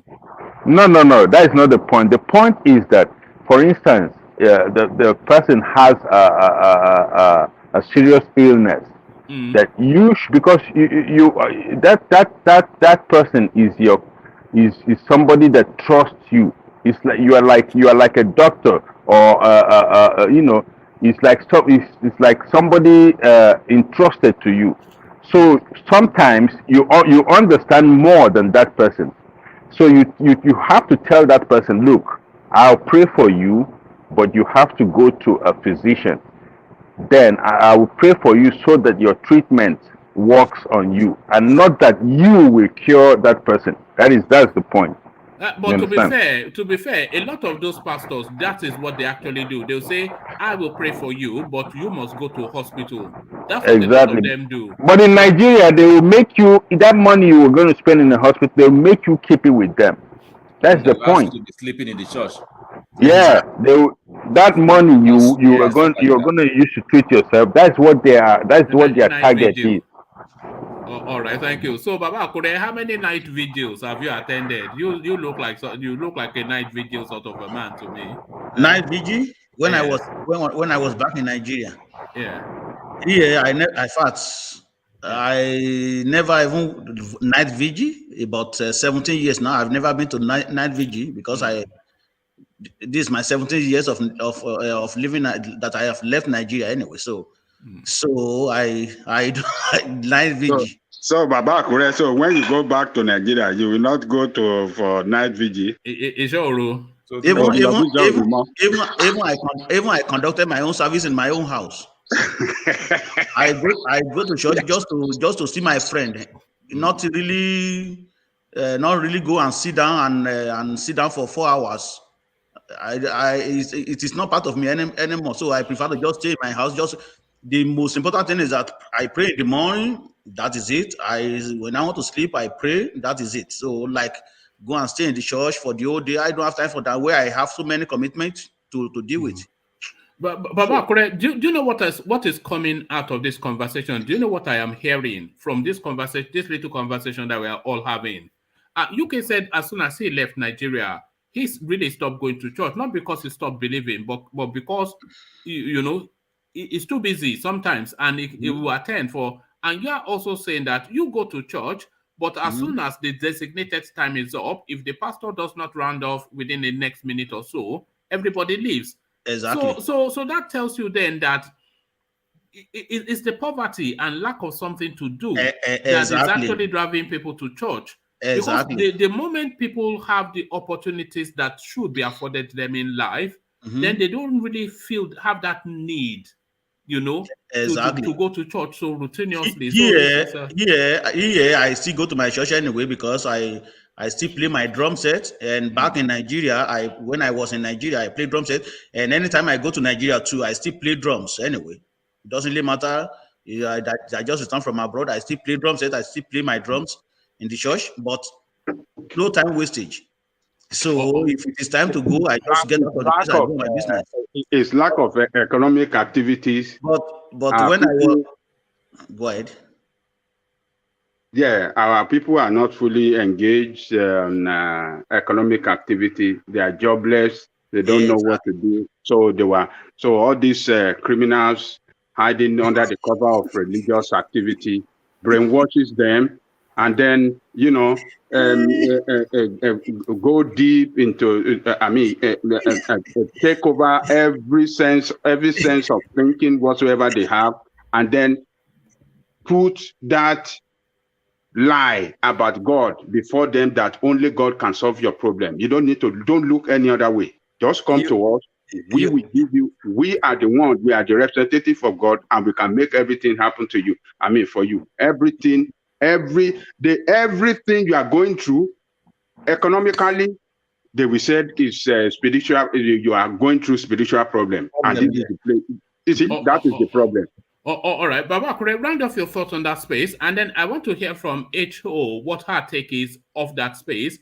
And then I'll come back to you for your commentaries on Hakim Baba Ahmed, that they are issuing quit notices to Igbo again. But one more, on the please. space, Can you give me just a second? Let me just address something. Right, because okay, I only come for something. Right. Please, Baba Kura, please, I'm so sorry. Forgive me. Yeah. Good afternoon, everyone. And I just came to address Ajale Koko thought, and that is true. Ajale Koko was right. Forget about someone who told you about Zakat. That one who told you Zakat is different than if you talk about Zakat. Yeah, Zakat is charity. It's something once in a year. You don't do it always. You don't do it in the mosque. You do it at home. And after Ramadan, you normally do Zakat once in a year. And if you want to do zakat, it's not you that do the zakat. As far your father is still alive, it's your father will cover all the zakat for the family. So the person who told you that we Muslim pay 10%, I don't think he really know what is. He didn't read Quran, because if you read it very well, it's not. I don't think it's up to 10%. And Ajolo Koko was right when he said the guy has withdrawn the statement. He corrected himself in the comment section. But how do they attack your wallet in the mosque? Because I know they attack your wallet. So how do they diddle money out of you? How are you squeezed in the mosques? Like me now, I not be say I'm proud of it. I'm not sure say since when I did go mosque, as I grow rich like this, I don't pay rich maybe 30 times since when I did go mosque. Not be say I take I'm proud, but normally, like mosque, it's not compulsory. It's not due. It's not forced. The imam does not remind you that they have to pay electricity. No. The contribution of the mosque, the reason why they are contributing money from the mosque is that maybe when the mosque is having problems, they don't need to ask people to, maybe the money, the savings that they save, they will use it to maintain like microphone. Where are they getting the savings? Where are they getting the savings if you guys are not contributing? No, we don't contribute, but sometimes when mosques have problem, like the rich man inside the mosque, maybe when they say they want to do something, one person might volunteer and buy the electricity bill. Who pays for the upkeep of the mosque? Who pays for that? Mosque doesn't have account. This is the fact. But the thing is that sometimes, except maybe sometimes, like if stranger come to a mosque after praying, because of the chief imam, the way he pray, you might go there to go and give you something personally, but he will never ask you. Hold on, Dan. The electricity bill, the repainting of the church, the renovating of the roof, the sprucing up of the place, the feeding, who pays for the runnings of the mosque? Because they have bills every month. So how is that covered? Yeah, that is true. Like in abroad, there is quite different with Nigeria. But when I was in Nigeria, like this bill of 18, normally we don't pay. When I was going to mosque in Nigeria, in Auchi, we don't pay something. It's just that the people who are rich inside the mosque, sometimes they pay for those things. They are their duty to just maintain it, because they will say do it. They always say feasibility, which is do it because of God. It's not me. It's not that everybody will pay the same amount. You don't pay. The one that they have less privilege, they don't pay. except those who are rich, they can able to afford it, they will afford it. Not that like most, the only like most now, individual they don't own most. It's Okay, just like most is like a community. No, I don't think come in that you are not addressing my question. Okay, let You are me not address addressing my it, one man. question. Yeah. Let me address it. You see the way they do it. Members in the mosque, they know themselves. I'm talking about the overheads. Who covers the overhead? Yes. What I'm saying, all members, regular members that come to the mosque, they know themselves. From the imam to all the regular members, they know themselves. Then the imam will tell them if they want to do it to God, voluntary donation, voluntary contribution. So they raise this fund by asking those that want to give maybe monthly donation, monthly contribution. So Bambi Allah every month, Bambi Allah. Yeah, hold on, one man. So if you believe you have the capacity to give any amount that you like on monthly basis, it is allowed. Then they will write your name down. I don't think that I don't think I agree with that. I'm not Muslim. Are you a Muslim? No, I'm telling you what is happening. That is true. Muslim, like I'm going to I was born inside Islam. Yes. Not that I was not that I'm a converter. I'm a Muslim. All my parents are Muslim. The way it works. So if you are regular members in the mosque, they tell if you want to donate any amount you like, $10, £1 on monthly basis, they have a ledger. Everybody, all those people on monthly basis, they go and give their money. So they keep that money in the bank. So that is number one way of raising funds. Then number two, if you voluntarily at any time you believe, okay, I want to give $1,000 to the mosque, without being asked, you just go, the financial secretary or the imam, you just go, I want to give this money. Is that not somewhat inconsistent and unpredictable? That's an unpredictable system. There has to be I don't know your one man. Let me explain to you. Hold on. What I'm saying is the church, the mosque, the institution, they know X amount of money is their overhead, their outlay every month. And they have to let me tell you this, the way it's operated. Hold on. They know that X amount of money is their outlay every month. And they have to, with some consistency, know that this X amount of money is their income in every month. So that is somewhat predictable within the church space because they know their congregation, they know that these are the level of tithes that are coming in. So they can permutate, they can project with that. But if you are saying this is some sort of like flip of a coin every month, however much comes in, there's a sort of an inconsistency to that. You are asking this question because you are a Christian. You don't know how it works in a mosque. Exactly. That is why you are asking all these questions. You are used to the way Christian does their own way of raising funds. That is why it is in the mosque. It's not like that. It's not so. Number one, the mosque maybe a mosque in the mosque. Like I told you earlier, if you want to be a regular contributor on monthly, financial contributor on monthly basis, yes, they know you'll be contributing them every month. Then when they have a specific thing they want to do for the development of the mosque, like they want to do some repair or renovation or some other things, now they will come, the imam will make this announcement in front of the congregation. It will tell them this is what we want to do. This is our plan. We want to expand the mosque. We want to renovate this place. Then they will call for people to donate.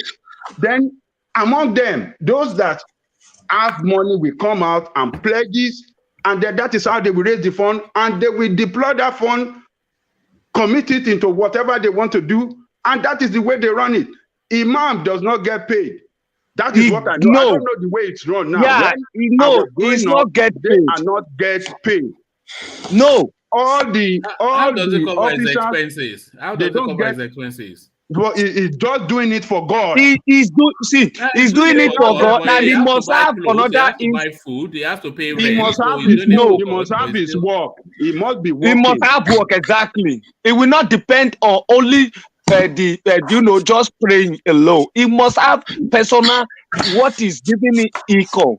You don't depend on that because everybody is a chief. If you can able to recite Fatiha, which is a Lord's Prayer of Muslim, and you can able to recite any verse for Quran, meaning you can able to lead. It doesn't mean that because one man is only because you are older, you can lead. Everyone can lead in the mosque. So if they give you that opportunity to lead, it doesn't mean that you are so special because people behind you, they still know what you are reading. Because that's why when you are reading, people on your back listen to what you are reading. When you make mistakes, someone on your back will correct you. I'm not sorry, Dan. I'm not convinced. I'm pretty certain they have a 10% system like everyone else. No, let me tell you something. Yeah, let me explain. Let me explain. Let me explain for you. Let me explain for you. They don't have it. We are not Christianity. They are not. they are not Luthers like the Pentecostal. So don't put them on the same scale. See, let me explain for you, Ajale. Let me explain for one man better, Ajale Koko, please. You know, one thing is like, let me use example from my mosque in Nigeria, in Edo State. There is a big mosque we wanted to build in Auchin. The fund was a little bit because, in fact, like most 70% of people in Auchi, they are Muslim. They announced it, but they didn't talk who we're going to pay. But the big man in Auchi say, okay, when the mosque will comment, everybody know. When they say they want to start, then individual was saying all the tithes that we use in that mosque, I will provide everything. This is how it does. Not that they will task everybody. At the end of it, they build the mosque, and the mosque is one of the biggest mosques in Edo State and one of the beautiful mosques in Edo State. Individual build the mosque. Now the maintenance, you know what? As the Nigeria like a mosque normally do, even from here, because I always go to Somalia mosque every Friday here in Germany. So when I'm going, the thing is that after praying, before they round up, when this Imam says Salaam alaikum wa rahmatullah, when they close the last close everything, then there is maybe train or like a small bow, which is let me tell you. No, calm down. Let me explain for you. It's a 10% system now.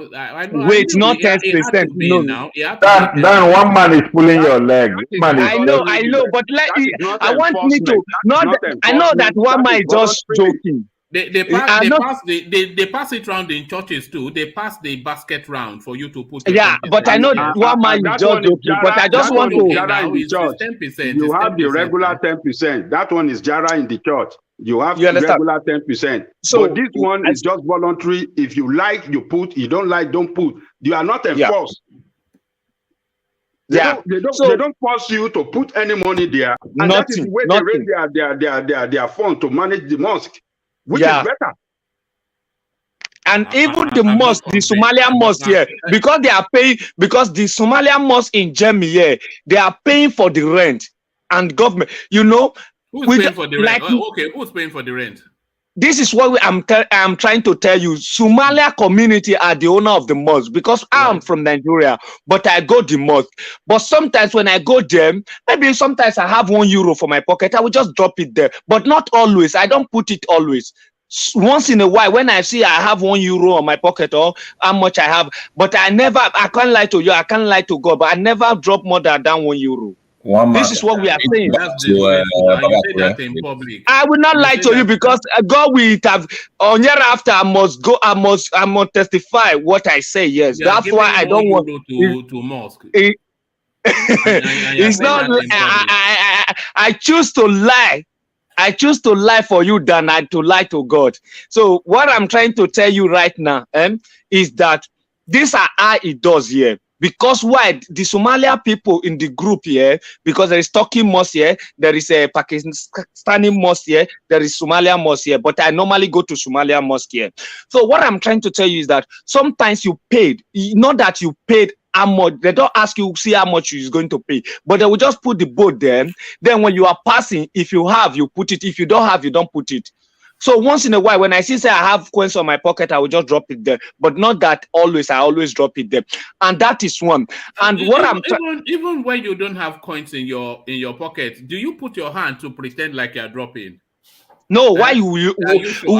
Are you sure? See, let me tell you one more. That's what people do in churches. So when they pass the basket round, even when you're not putting, you hold your face like you have money in it. You done that before, one man. You done that before? No. Let me tell you one man. One man, you don't need to use that one. You might you might convince people, you might confuse people or convince them that you are the righteous, but you can't deceive. You can deceive the world, but you can't deceive the God. This is what I want you to understand. So when I do that, I'm deceiving myself, not God, because whatever you are doing there, know that you and your God, you are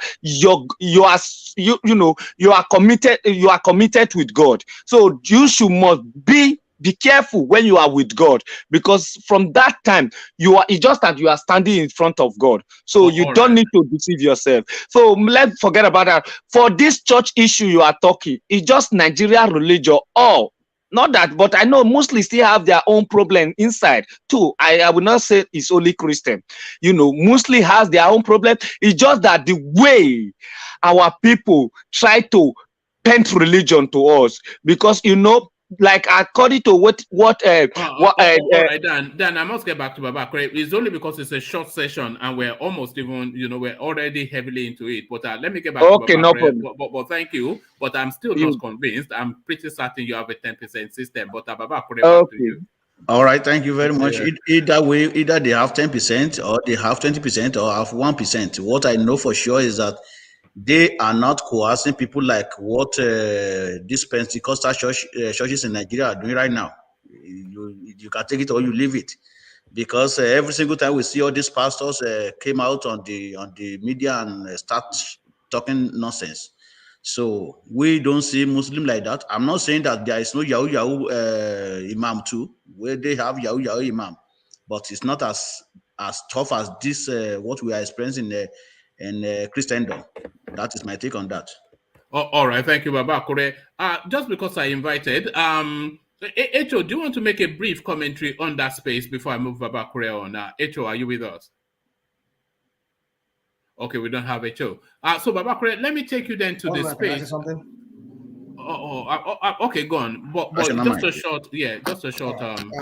What I just want to say is, you see, religion in Nigeria, the way it's practiced, it defies logic, it defies reason. We talk about Muslims now, how they practice in Nigeria. Like Jafar was saying, yes, there are some mosques now that now pays their imams to preach to them. If one of us remember one of those imams that was said to have accused Buhari, he gets paid. I mean, they pay him to always deliver his sermons to them in the mosque. So not just him alone, many other imams, the chief imams of most central mosque, they get paid. So, but in other countries, as it's obtainable, it's totally a different thing entirely from the way it's practiced in Nigeria. So that tells you that Nigeria is just a mess. They've messed up everything in that country. Talking about one man, I want to ask you a question. When you said you are a redeemed man, so are you not criticizing your geo? How do you mean? It's not the geo that said it. It's it's just a satellite. Do we really know which religion one man belongs to? Because today he will tell us he's a Jehovah's Witness. Tomorrow, no, I was born a Jehovah's Witness, but I go to redeem. He said he has his own Sunday school. The truth of the matter is that if your geo messes up, we should have the courage to criticize them as well. Simply. Yeah, I'm not saying you should not call him out, but I'm just saying I'm just surprised that he's not. He's talking about his a redeemed Christian church the way he is. Well, anyway, so my point is this: you see, was it Adeboye that was saying? I heard him when he said, when we were growing up those years, Those people who grew up in the 60s, 70s can attest to this. You go to church, what they preach is they preach the Bible. They tell you how to make heaven. I mean, you read when you read scriptures like now they tell you how to make money.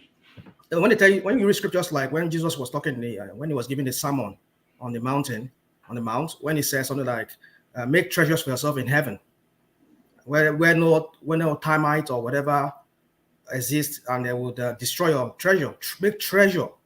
When we read such place like they call it, is it the beautification? I've forgotten the name. Beatification. Yeah, something like that. So the point I'm trying to make is when church, every time we read sermons like that, it makes you feel like you want to be close to God, you want to make heaven, you want to be righteous. But now what you hear this pastor teach today is just entirely different from I can quote you so many numerous Bibles, chapters and verses that does not kick against being poor. In fact, the 96% of the followers of Jesus Christ, when he started his ministry, were all poor people. Well, people that were considered as ordinary people and uneducated people. The Pharisees would never be. The Sadducees would never be. Those people were highly placed in the Jewish society. They consider them as Hamharet, that's what they call them. Then. So what are we talking about? So this is where they've changed the religion, and we've exported that version of religion into Ghana, into Zimbabwe, into South Africa. We've messed up the whole Africa with that version of Christianity in Nigeria. So the point is, what I'm trying to say here is that either Islam, either Christianity, they've messed it up. It defies what is known as what you can even consider as logic, because what we see in Nigeria is not obtainable in most even advanced countries where even those religions come from, like in Saudi. Not the way they practice it in Nigeria exactly. That's how they do it. It's a mix of Shiite, this and whatever, Wahhabis. They just mix, just a convoluted space. So for me, in conclusion, like somebody was saying, I heard somebody was saying that it should be a clamp down. Yeah, it should be a clamp down religion. Well, and it's almost impossible. It was Brownberry, but it's an impossible ask. How can you? Woman, I've had. I read a lot of people. I read a lot of religious texts. The religion you said you were born into, Jehovah's Witnesses, they've always said... It's not a religion, it's a doctrine. Well, if you call it doctrine, well, if you call it doctrine, that's it's not a religion. Is Jehovah's Witness a religion? It's not a religion now. It's a version of Christianity now. They claim to be Christians, right? So it's not a religion. Okay, fine. It's a version. Let's drag that. If you consider them a religion, you consider it, that's up to you. I've always listened to them. They've always made this preaching, because as I said, I mean, they use the Bible to tell you that, to prove that. That I don't know if you know that. Definitely, maybe you must have forgotten. They said religion at some point will be clamped down by the political elements. The government of the world will clamp down on religion, because religion is becoming a pain in the butt. If you go to Asia, it's a problem over there. In South Asia, you see the Buddhists, the Hindus, they're fighting against the Muslims. It's almost impossible to clamp down on religion in Nigeria, because religion is at the foremost of everything that Nigerians do. The Christians, they are fanatical about their religion. The Muslims are fanatical about their religion. The president of the country is only likely to ever be one of those two religions. And the moment you move against another religion, then you have a crisis. So it's just impossible. It's going to be a surprise, yeah. I mean, I've heard them say that. I mean, I'm yet to see that happen. I like yourself. I find it. I won't say I'm a doubting Thomas, but I know it's because I mean I've listened to them many times. I sat them down. They made me understand that it's possible. I mean, what is possible? What is possible? Okay, I know. I just don't know. What is possible? What are you saying is possible? Hold on. I've listened to them. Like you say, reading the Bible, with God all things are possible, right? Or with God all things are possible. This is not going to be something that the religious elements, the religious people, will bring upon the system themselves. The government can never clamp down on religion in Nigeria. I don't want to argue that with you. If you read the book of Revelation, which you've shown me, I've seen it there. That God will put it in their mind. Hold on. God will put it in their mind to carry out that thought. And so if God does that, which with him, nothing is impossible. by divine prompting, prompting. They will, but that's what is being preached by them. So I'm just trying to throw that out there so that we'll not be surprised when it eventually happens that way. That religion will be not just only in Nigeria, worldwide. I mean, Religion But will rational mind, that has happened, hasn't it? It's not really happened. No, not in the way we're saying it. No, in the Soviet Union, you had they abolished religion. In China, they abolished religion. In Cuba, they abolished religion. Oh, hold on. Russia still has. They have their. Is it their what they call it? They have an Orthodox, That's Orthodox not what we're talking Catholicism, about. I think. Yeah. Religion, as we know it die in any form. That's what the Jehovah's Witnesses are name. I expect Obama to know all of this, but I'm not surprised if he doesn't know it. That they said it's going to be clamped down on. Well, let's all see how it's going to happen. But for me, I'm holding on one part of me believes that it's possible. So on what Brown says, said, I believe that it might possible. They might do that. So in conclusion, just to conclude that being is that your third conclusion? Being poor is not it's not a yardstick in measuring whether you are righteous or unrighteous. So this thing that people preach in Nigeria, I think our people needs to wake up. Like Adeboye said, it's because people are not working. Somebody who does not work, what do you expect him to think? He would think that God will solve his problem for him. When his father tells him that the reason for his problem is because of his person from his village, or his mother, his father is the one behind him. So if you work for 8 hours, you are tired. I know when I was working in the seaport, I worked for one salt company then, the Pakistani. By the time I get back home like this, I'm so tired to do anything. And I work the same work like that every day. When will you find the time to go to school? When will you find the time to go to church? So the point is because the economic situation of that country, the rate of poverty is making people to turn to God for the solution to their problems. I tell you, if people start working, it will reduce this madness that is going with this fanaticism with religion. That's all I have to say. All right, thank you, Rational Mind. So before I come back to you, Baba Kure, let me acknowledge Alexander Superchat, which is pointing in the direction of Brownberry. He's saying, is Brownberry Urobo or Isoko essentially? Is he a Deltan? So that's to you, Brownberry, at your discretion if you want to answer. But Alexander is curious to know. He says, is Brownberry Urobo or Isoko, or essentially is a Deltan? So do you want to address that, Brownberry, before we move on? Yeah, well, address that. Look, I'm in Nigeria, a southern Nigeria, and I'm going to leave it there because I want to. Well, I am an Oyo man. Yeah, I want to leave it there. Baba Kure is full. Why are these people trying to? Are not They're proud always to on the mention wrong. No, look. A lot of people will say, I don't want to say, I don't want to. How will you be an problem and be held against you? Look, that's maybe you are not even a Nigerian, man. Maybe you are not even a Nigerian. That's why you are not. You don't know where to mention. Maybe you are not even a Nigerian. I'm not a Nigerian. It's good if you say so. Yes, and we can't hear you. Your accent is not even Nigerian, so there's somewhat of a Sierra Leonean lean to your voice. Are you? I'm feeling Kenya. I think he's Kenya. Yeah, it's Kenya. Look at this guy. Are you Maasai? Let's be proud of being Southern Nigeria. Because my tribe has not given me anything, and I'm very sure your tribe hasn't given you anything either. But you want to tell me has given you something? Let me know. Just pretty. We are here right now. It's giving me something. No, it's giving me it's giving me a sense of identity and a pride of being. What the tribe has done for you, your tribe has kicked you out, and you are in London sitting there. And my tribe didn't kick me out. Oh, I'm here by choice. I'm not. Nigeria kicked him out. Nigeria kicked him out. No. There's nothing like Southern Nigeria. You have a place from that Southern Nigeria that you come from. I am a Yoruba man. I will mention it any day. Thank God for you. An Igbo man should be proud of say, oh, okay, in Southern Nigeria, I'm an Igbo. I'm an Igbo. And Delta will say I'm an Delta. What is Southern Nigeria? There's nothing like Southern Nigeria. Forget about Southern Nigeria, man. I suspect he's an Auchi man. These Auchi people that are always funny like this. You are an Auchi man. UK, come in. Yeah. One man, I can know that you will carry out Uchi matter enter inside. We know you now. See, that what you talk now, we be like that, we want talk. I know one just carry religion enter here. I go scatter here. I don't tell you my mind. Let's hear from UK.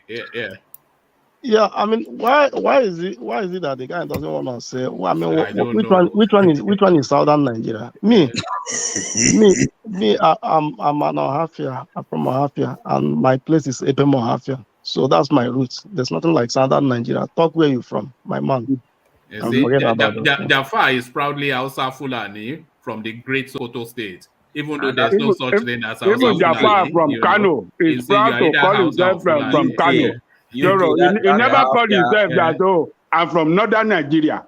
What is Ohafia. Northern Is from Nigeria? Auchi. I've decided you are from Auchi. Yeah, an Auchi man. He want to Eh? claim everywhere in Southern Nigeria. He's talking. He want to claim Yoruba. Look, let me tell you He something. want to claim Igbo. He want to claim minority everywhere. From Badagry to Cross River is everywhere. From Badagry to Cross River. I'm from my ancestors. I'm from Yoruba. I'm from Igbo. I'm from Edo. I'm from Bender. What's it Another called? national man, right? From Forget Bayelsa. about this 419 mentality that how can you be from everywhere? My Kenya. I want to believe the man is from Gongola State. Yes, yes. You know, there's a bit of Adamawa in this guy. There's a bit of Adamawa in him. Eh? Are you Adepo's agent? I use them from the creek. I can identify him. He know themselves. He said he's from Delta. He is from Gongola State. Do you guys still remember when we used to have Gongola State? What was it split into? What was Gongola split into? I don't even know. That's Adamawa. Oh, okay. Okay. Wow. Gongola State. All right. It's a citizen of no mean city. So there it is. So Baba Akure, let me just move on, because if I ask you to round off again, you will never get the words out. But let me go. Let me take you to let me take you to the Kanu lawyer space. So the Kanu lawyer space, he now writing strongly worded petitions to Facebook to ban Buhari off the back of Lai Mohammed requesting that IPOB be banned. Is this just a bit of a nonsense, or what are you making of it, Bruce Finn? Can you repeat that? Sorry. No, I was saying Nnamdi Kanu's lawyer, Bruce Finn, he has written to Facebook to ban the Buhari administration for reasons of being genocidal and fighting against the Biafrans. And that is coming off the back of Lai Mohammed pressuring Facebook to ban IPOB. So is this a bit of a nonsense, or is it being clever? What are you making of that, Bruce? To me, I don't see that to be making any sense, because his argument has no base. I don't see any genuinity in that. It is not going anywhere, so it doesn't make any sense. It's just rubbish.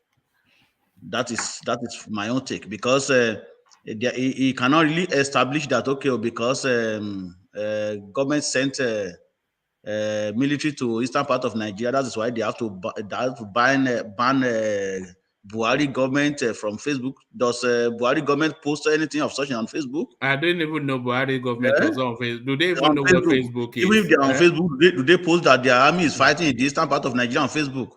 So it doesn't make any sense. You know, whenever I hear from that guy, it's the American guy, by the way, Bruce Finn. Anytime that I hear from him, you just get the sense that he's speaking to the space both to justify his presence and to clout chase and to earn his money.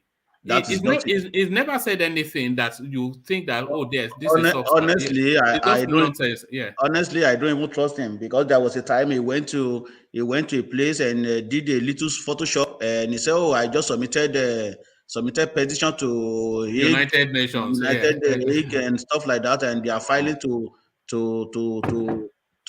pick up Buhari after his term and bring him to Hague." I just said, this one is talking rubbish.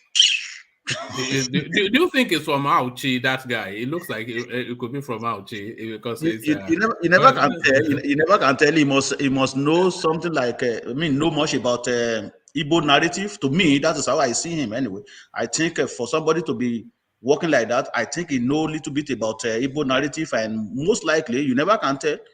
His forefather might be from Igbo. Yes. All right. Because remember, we crossbreeding every time now. You see black people married to white people and white people married to black people, so you cannot really tell who is from who now. Because anytime you see a corny man, there's usually So that's outing blood in crossbreeding. them. Crossbreeding. Are we animals? Okay, all right, well, whatever. All right. Thank you, Baba Kure. So, for reasons of time, let me go on to UK. So, UK, thank you for yielding the space. But let me come to you now. Ohaneze Ndigbo calls for the arrest of Northern Elder spokesman Baba Ahmed, for him now asking that the Igbos be excluded from Nigeria. So, what are you then making of these wayward Mauritanians' words? Well, the thing is, I mean, honestly, they should just leave the man. The man he is not the federal government of Nigeria. He's not even a Nigerian, you know. You know that guy is not a Nigerian. But for the fact for him making that comment, I mean, it's not good now. That's what is causing the separation now. I mean, such man cannot make such a comment, you know, in a public space. Because when you make that comment, which means you have started establishing enmity now, because those one in the south will also start making their own comment. Say your people have to leave their place too. So there's no need of making such a comment. You know. Do you think they should be arrested? Because this is a season of incitement, isn't it? When they are accusing everybody of incitement and locking them in up in jail. So what is more inciting than that? They will not arrest him now. You know the country we are now. They will not arrest him. You know. And being such a man now, because he has his own followers, and even from the government too. So they will not do anything. By the time you know it, the whole thing will just die down, and everybody will forget it. So, unless they're saying anything, they will not even listen to them too. You know the country we are.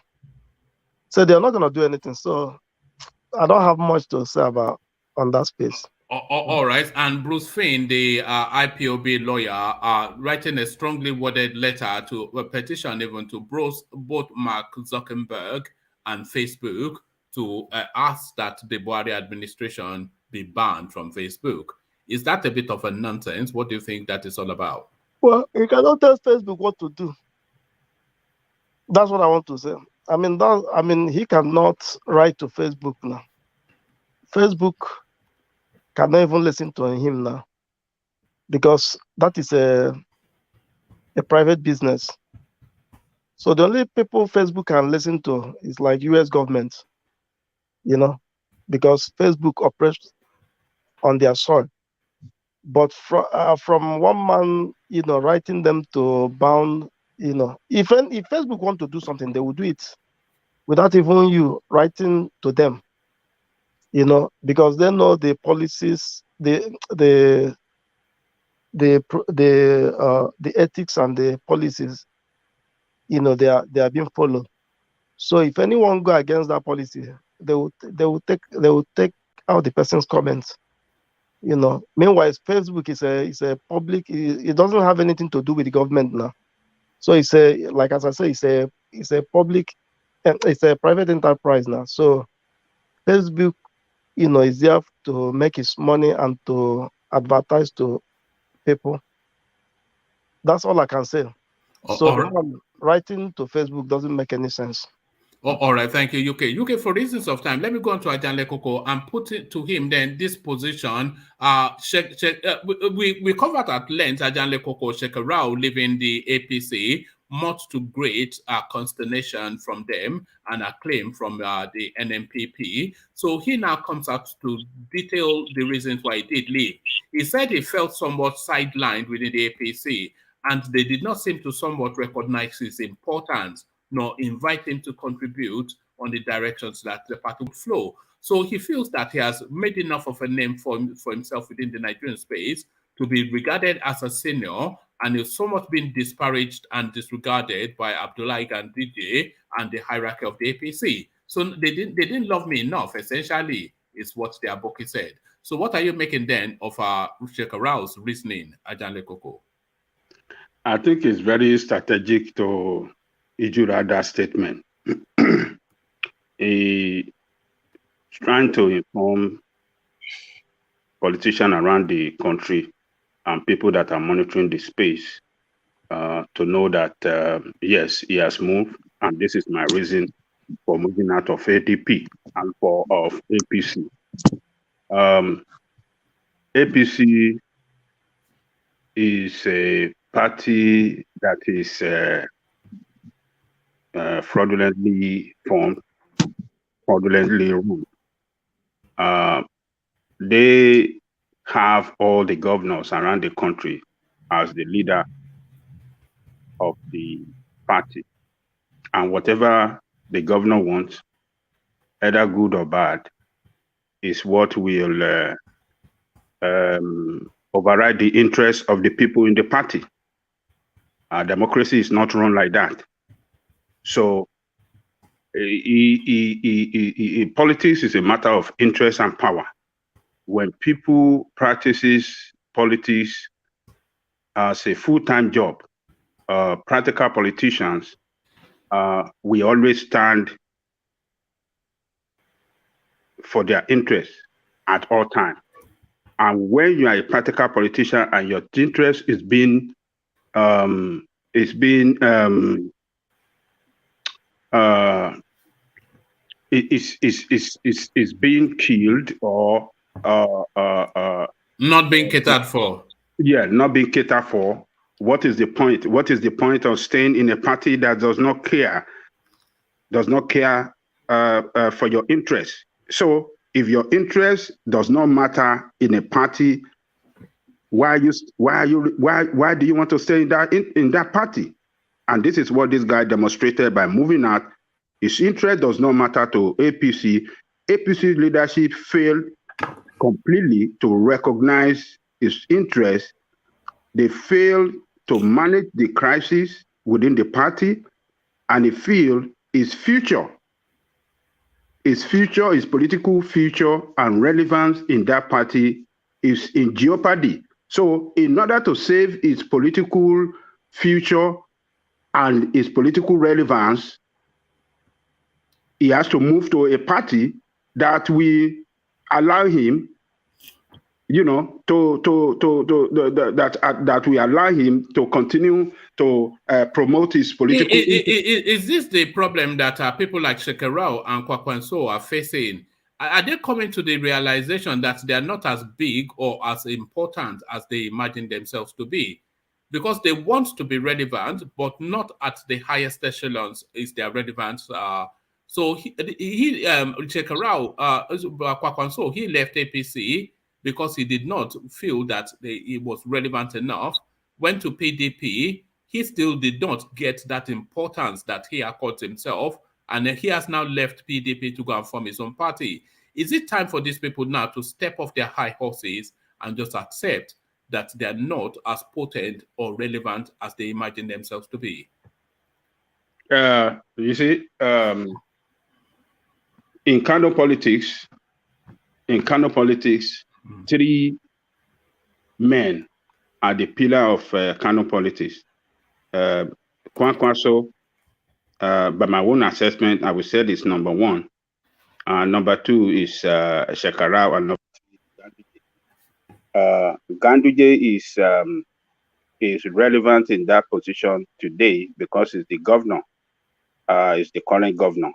So, but those two men, you can't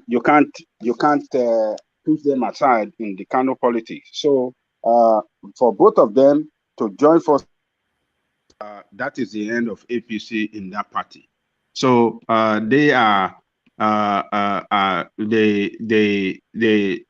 are not going to stop only in that state. They are going to spread to most of the state, or let me say all the states in the northwest, and they will spread their wings to some other part, some other state in the north. So all the members of APC that are how do I say, some these enchanted members, or those that are aggrieved members, let me call them the aggrieved members that feel that their interest is not recognized in APC. Those that are sees that their interest is being killed by some governors in that party, I believe they will move to NMPC, to champion their interest and possibly achieve their political ambition. Because it's all about politics is all about interest and power. So when you remain in a party that you cannot achieve your political interest, and it's the pursuance of your political interest effectively that can lead you to grabbing of power. So when your political interest is killed by the governor, you cannot achieve anything except the governor have to approve it. That is not democracy. So those people, I don't blame what they have done. They have shown their political relevance now. APC is dead in Kano, and APC will be shaking right now. They be so scared that some others, aggrieved members in other states, would not move to this party. So it's I think I salute what do you call do you think this Ajale Koko, do you think this defection actually serves Tinubu's politics? And this is what I'm why I'm saying that. So the moving of Kwakwanso to Shekarau to go and join Kwakwanso, it effectively puts Kano State under risk, because Ganduje cannot hold on to Kano State by himself. It doesn't even belong to him in the first instance. So it'll be very difficult for them to claim Kano State. So the only other big block of votes that is remaining is Lagos State, which Tinubu holds. So does this movement by Shekarau, does it actually give a boost to Tinubu's candidature, to his thrust towards the ticket? No, I don't think so. Tinubu, okay, if he emerges as the candidate of party, he cannot win Kano. Because no, he can't win Kano, but APC cannot win Kano either. Yeah, APC cannot. Yeah, but if Tinubu leaves or doesn't get his way, and a good chance of him leaving, then they cannot win Lagos either. So if they've already lost Kano, as the permutations will suggest, and they lose Lagos as well, then they lose the presidency. Oh yeah, they're going to lose. If Tinubu should leave that party, believe me, one man, they are losing the Southwest, not only Lagos. The whole of the Southwest, they're going to lose it. APC, I see the end of APC in that regard. So, and look, the politics, the only thing that can save APC now is if they conduct their presidential primary in free and fair manner, without any manipulation, without any imposition. That is the only thing that can save them. That can save them in terms of still coming together as one family and go to the next presidential election as one family. So, but if the party leadership should manipulate the what do you call it, the presidential primary, to the disadvantage of the people's choice in that party, that will bring APC to an end. So Tinubu is just one person and a leader in the party, and anything that whatever, if a leader in the party and a leader from the Southwest, if he should move out of APC, believe me, APC will not win any state in the Southwest, and that will be that will deny them winning the next presidential election. All right, thank you, Ajale Koko. Yes, I think there's a good chance. I think we might well see the phenomenon of APC turning out to be nothing more than sorry, there's a heavy feedback there. So we might well see the phenomenon of APC turning out to be nothing more than a special purpose vehicle that was just used to give Buhari a presidency which he clamored for, and then it dissipates. Because I cannot see that party holding together. It's just too divided from within. I cannot see it holding together. In fact, it will not hold together. Almost a certainty. Oh yes. There's too much crisis within that party, and the party leadership. I don't think APC have that crisis management ability, and there are crises in many states,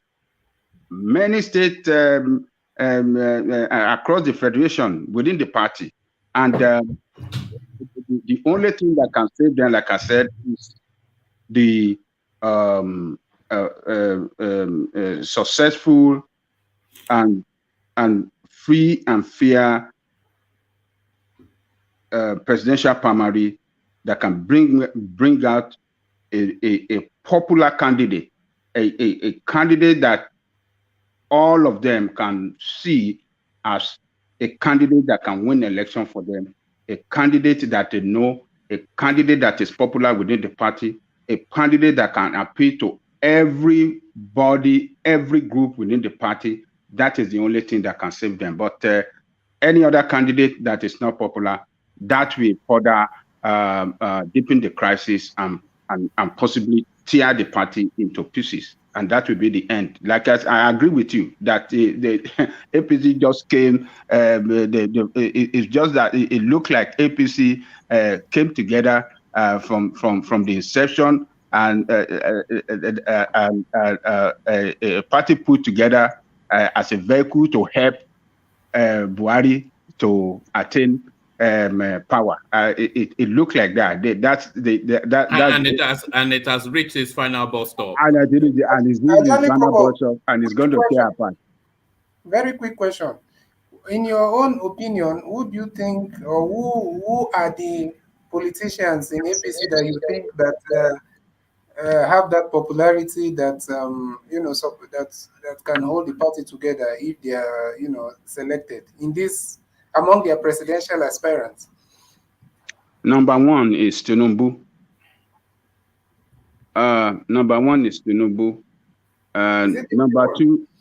Number two is Oshibajo. It's Oshibajo. I give number one to Tinubu because everything look like is the most popular among the majority of the structure across the state in the federation. Then number two is... let me just add on to that Tinubu space that you said. I also agree with you that Tinubu is the number one. If they give the only thing that can keep the party together is them giving it to Tinubu, because I think the party has been sensitized all the way through that Tinubu will get that ticket. That has been what has been the understanding. So if they give it to Tinubu, it's not something new or a shock to the system. They've been sensitized all the way through that Tinubu facilitated for Buhari to take over from him. This is a narrative that has been in the backdrop of that party all the way through. So it's not coming as a surprise.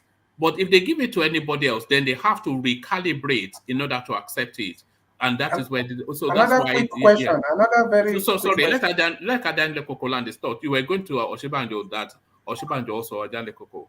Yeah, Oshibanjo is another person that is popular in the party because is the vice president, current vice president, and he's connected to all power that be in the party as well.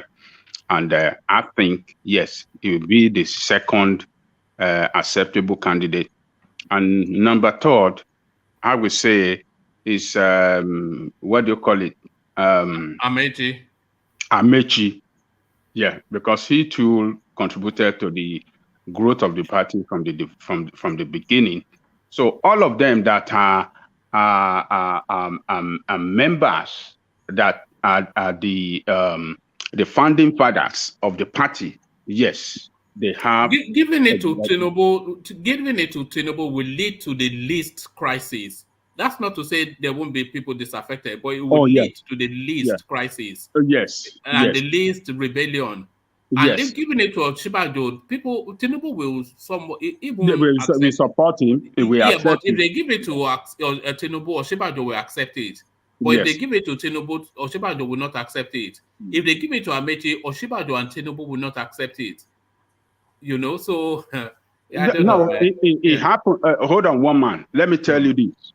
I wanted to ask a If very Amechi, if Amechi should come out to be the leader or the candidate of the party under a free and fair primary, nobody will have any other choice but to support him. That is the way. But if somebody new from anywhere, somebody that is not known, somebody that has not, just as they have the chairman of their party, you know, the chairman is a man that they impose on them by the president. You understand what I'm saying? It's not a popular choice of the party. You understand what I'm saying, one man? It's not a popular choice of the people in the party, but it was imposed on them. They cannot do the same thing on the presidential race, because the presidential race, a lot of things have been committed into it, financially, money-wise, everything has been committed into that presidential race. So it has to be one of the founding fathers of the party. You understand what I'm saying? So it cannot be somebody new. It cannot be like Jonathan the talking we are hearing about, or somebody that is not popular. Adane Koko, if Tinubu does not get the ticket, who do you think he will be most accepting of? Oshibanjo or Amechi? Which one will he find easier to digest? If Oshibanjo gets it or Amechi? Both of them will be acceptable to members of the party. No, I'm talking about Tinubu especially. So if Tinubu does not get it, which of them would you find easier to digest, to stomach? Will he find it easier to stomach Oshibajo getting it ahead of him, or Amechi getting it ahead of him? I think I will go for Oshibajo for the reason that he's the current vice president, and you know, he's he's popular as well. He wear a new face of like is not a crooked politician, even though we still call him a crooked. But so many people across the country still look at him as a saint, or somebody that is not as crooked like Tinubu and Amechi. So he will be the second in line after Tinubu, that will be more acceptable. And if you want to do a poll, if you put a poll out there that Oshibajo, Tinubu, or Amechi, I'm telling you, Oshibajo will come on top above the two of them. You see, I feel that Tinubu will find Amechi easier to stomach than Oshibajo. Because if Oshibajo gets it, he will feel that Oshibajo betrayed him. He will feel that he's taking this Yoruba space, and he will have all of this resentment. But if Amechi gets it, he's a bit more distant. You know, or Amechi is not, you know, he will feel that treachery won against him if Oshibajo gets it. That's just how I feel he might react to that. You won't have any other choice but to accept him. If he doesn't accept him, he will get a backlash from Yoruba people. He will get a serious backlash from Yoruba people. Yoruba people will see him that as a person that's only interested in his own ambition.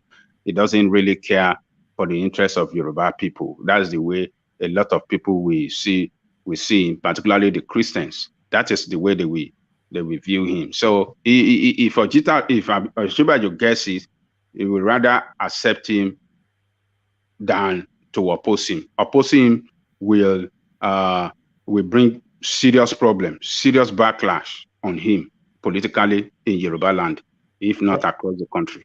All right. CBD, you had a question for Ajan Lekoko. Yeah, the last question. I was just going to ask, in your opinion, do you think that if APC gives Tinubu the ticket, that he can be able to win the general election if PDP if maybe what's the name, Atiku or Peter Obi is on the other side? It's gonna be very, very tough race, because when it comes to that, then we are going to see a tribal sentiment. Tribal sentiment will set in. I believe that if Atiku is the head of the ticket in PDP, Northerners will want to vote for him. Majority of the northern state, he will win majority of the northern state, because we are more divided than ever before in the country now. So, and whoever that win majority of the northern state, and I believe that the Northeast will vote for him as well, and the South, there's no way Tinubu will win the election. That's the way. It's just the simple truth of it, except we want to lie to ourselves. So, And I think that's one of the main reasons why it seems like they are moving a bit. Not necessarily that they are angry with him or they are trying to sideline him, but I think they are trying to be tactical also. APC. Tactical in what sense? In what way? Yeah. In what Yeah, way? in the sense of who is most likely to give them the general election. Who do you think on APC side that can give them, there'll be a better chance for them? Who is your candidate that you think that could be better for APC? Well, for APC, I don't really pay too much attention to that space, but from the little knowledge I have, I've said it before. I don't think it's a new position. I think it would be more tactical for them to go with someone like Amici. Okay, so to you, if you have change. Amici, so if you have Amici as a presidential candidate on the APC, and Atiku on PDP, you think Amici will defeat them in the north? No, when it comes to PDP versus APC, I'm not supporting. I'm just talking about from the point of view of who is more tactical for for them to to put out there. But I'm not when it comes to against PDP. To be honest with you, I don't see Amechi defeating either Atiku or Peter Obi. But I'm just saying who they feel like will have a better chance for them. Amici will defeat Peter Obi. I can assure you that it doesn't look that way from my side. Amici has popularity in the north. Obi does not. Well, if you look at it that way, there's some truth to that. I won't lie. No, it's But I fact feel now. like, no, I feel like Peter Obi also does not. He have some support in the north also. I think so. No, Not Peter as much Obi's as core votes will come from the southeast, nowhere else. no. Peter Obi His core votes will. Let's not. Oh, come on now. that is true. One man, calm down. No, no, I'm no, not no. disagreeing with But you. his core votes will come from from the southeast, and he might get some sympathizers in the southwest and the north, but So overwhelmingly they are not likely to vote for him. the what of South? Are you saying he's not going to get If support? it's up against Amechi, why would the South vote for him? Well, because the South do not look at it in terms of most of their voters, if we're being honest, don't look at it in terms of region, but they look at it in from an ethnical point of view. To be honest, if we are being honest, In CBD, let me tell you this: Tinubu is more popular than Amechi in the north, and is more politically connected to them in the north than Amechi. The bigger way. maybe you're referring because of religion or something like that, but you No, need to name understand that if you recognition. come, Look, listen to the man from Kano. Even he is telling you that. Oh, okay. This Jafar. Jafar, yeah. It should be the name recognition is fine. Okay. Yeah. So, it says name recognition is paramount in politics, and Tinubu has it, whether we like him or not. So No You know, problem. I said this. Peter Obi does not. Look at my It, do, point, one man. it does I'm not. saying, It I'm doesn't have saying name recognition. when it comes to Nobody knows him. APC, one man, your No, I disdain, want you to. I want you to leave that space. Leave your that Peter disdain Obi for Peter space. Obi is too And glaring it's in not every disdain. session. It's reality. But It's carry on. it's really biased. It's not unbiased, if Okay. we are being honest. But you see, I'm not looking at it from that standpoint. I'm looking at it from a party perspective. If the PDP, sorry, the APC, Northern, whatever group all come to a consensus and put Amechi out there, then obviously the entire North will give him his vote, or let's say majority of them will give him his vote, you know. So, but Obi, if Amechi faces Peter Obi in a general election, as it is right now, I can tell you, unless it's been rigged, the majority of the South and Middle Belt will go for Peter Obi, and in the No, they North will also not. They will get not. some Don't votes. keep saying that. There's no reason for you to say that. There's nothing that suggests that they will. Amechi is not, so all of a sudden Amechi now is popular in the South. I thought you guys are the ones that are making all the, Amechi is the Minister of Transportation. He has delivered we are quite a few talking. projects in Nigeria already. Is well known in the north because he's gifted them a lot in terms of infrastructure. Everybody knows him. They see him on the news all the time. He has name recognition. He Okay, has are association you with saying in people. the South is Peter, more popular than Peter Obi in the South? Because well, that would be a new. I don't know that Peter Obi is more popular. We have to unbundle the South because we cannot look at the South as as you know, it's not a monolithic space. So I'm not sure that Peter Obi might, it will 50-50 Amechi in Yoruba land because I don't think so. The intellectuals, they may like Peter Obi somewhat because he speaks in a manner that that delights them. But the What will vast of be their okay? What will Amechi be would their defeat Obi in Yoruba land. I'm pretty sure, but at why least 55 because he has name recognition and Obi doesn't. in Yoruba land just because of In the name? Yoruba land, yes, of course. Is it not name recognition? The name But we've recognition been which forms arguing here all this association. time that Amechi is not popular in the South. So it means you guys you're moving It's the the minister goalpost of because it has to do with transportation. Peter Obi. He's the minister of transportation. Who would not know him?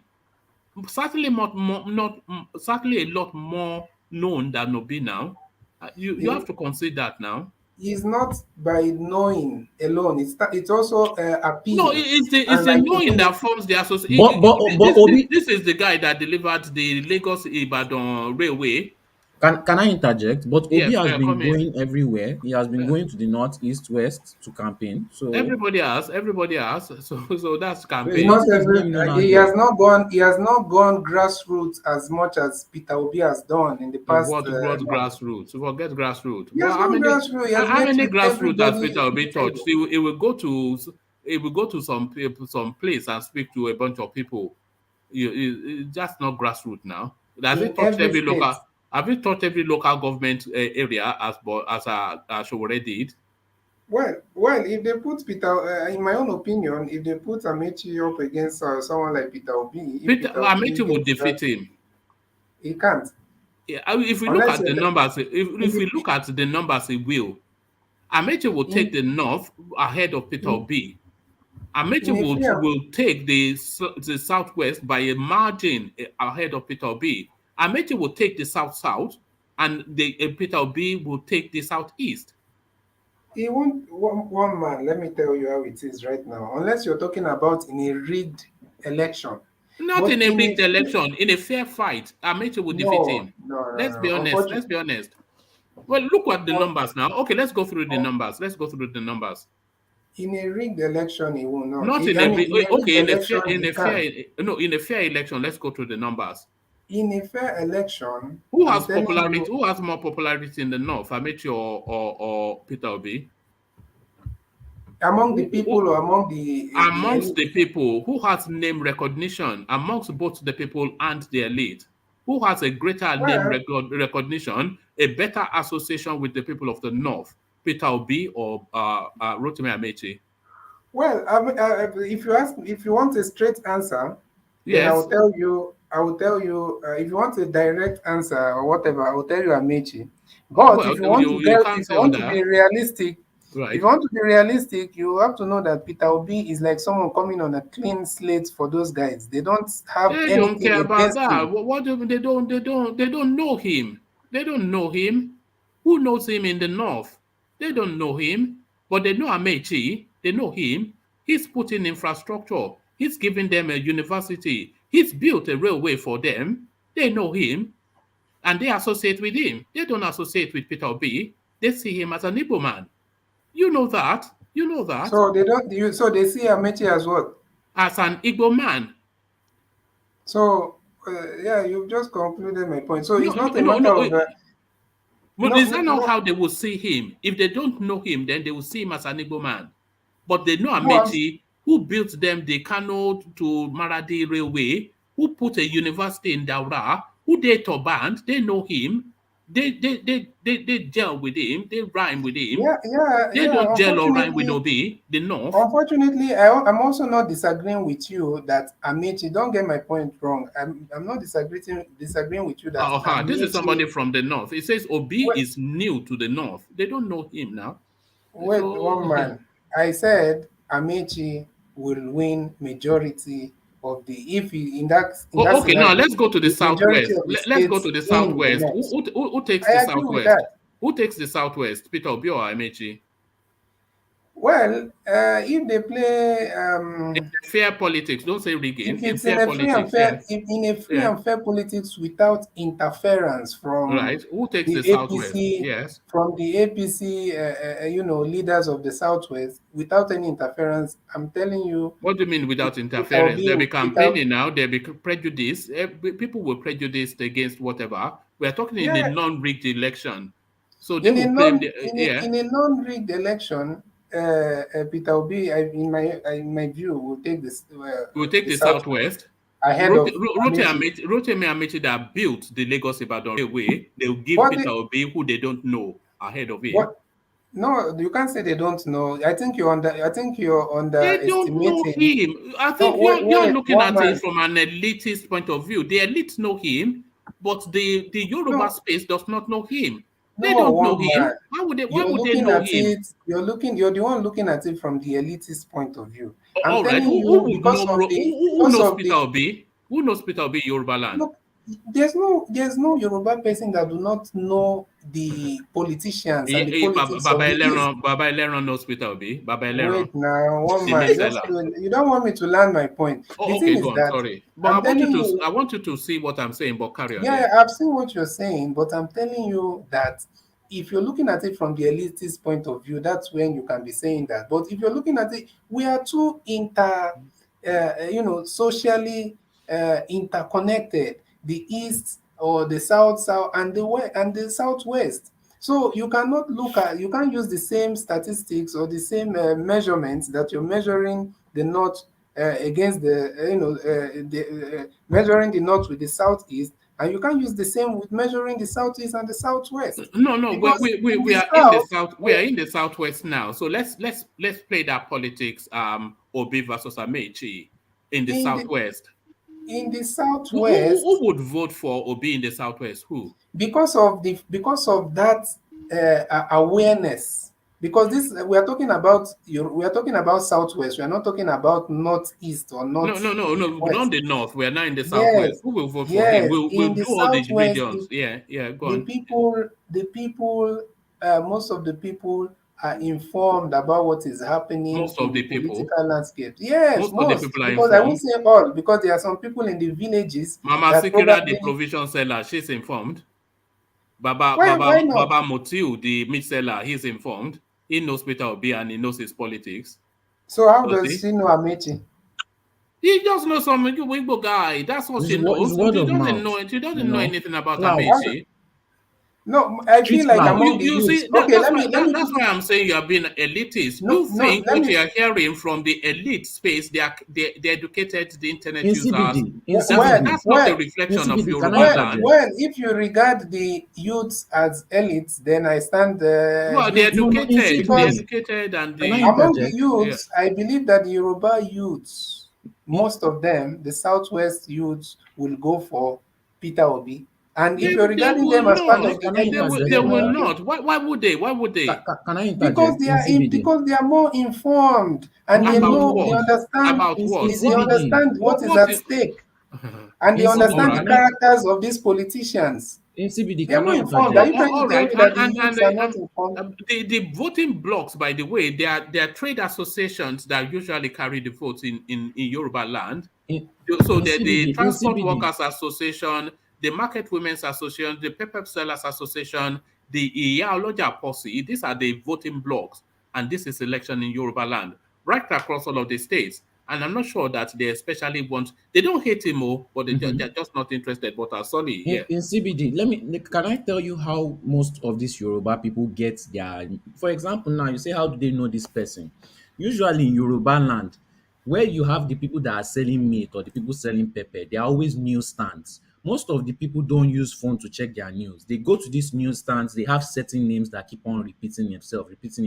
So even if they don't know the man well, they have familiarization with his name. I don't think Peter Obi's name is something that will be popping up that the average Yoruba man on the streets, the meat seller, the pepper seller, will have the opportunity to view any They other don't know person. him. It's just that simple. Are the Don't youths worry. the majority Forget the demographic youth. in Yoruba land or not? The youth Are the youths the they majority? can accept him because they have access to him. They can get him because they have access to information or access to tools that can show them the man. Newspapers and all these things, newsstands are Wait, not no posting his name problem. on No, them. I'm not doubting you. The youths are Showore's constituency. How did that pan out for him in 2019? One man. If we're talking about now mainstream politics, obviously it's not all the youth that was in for show. Some people just wanted Showore, but they did not do the work for him because they just concluded that he's not going to get it. To be honest, a lot of people were speaking. Amechi will defeat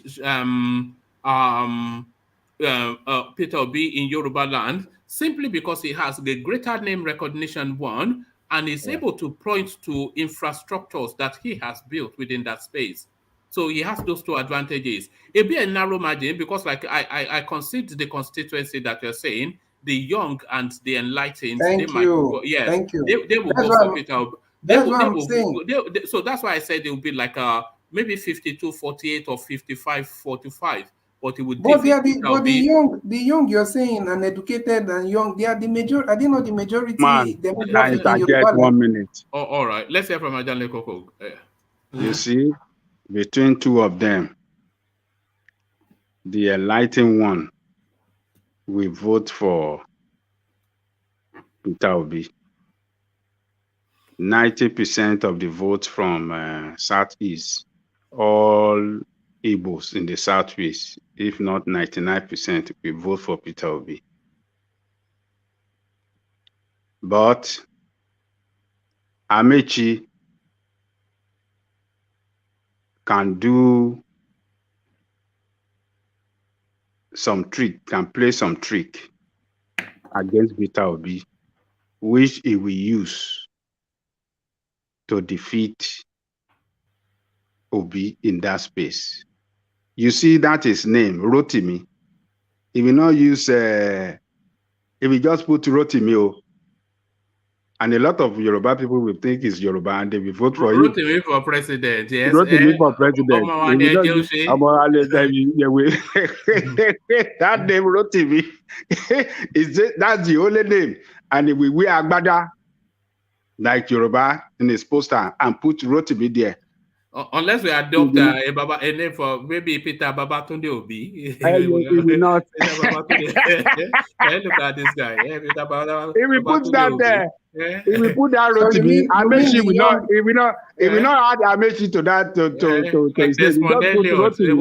And Yoruba politician, we campaign bad against Obi that Shema Romo ile Rotimi. Lidibo for lọ dìbò fún this tribal politics. To be honest, they will play it ethnic. They will say, will play it. They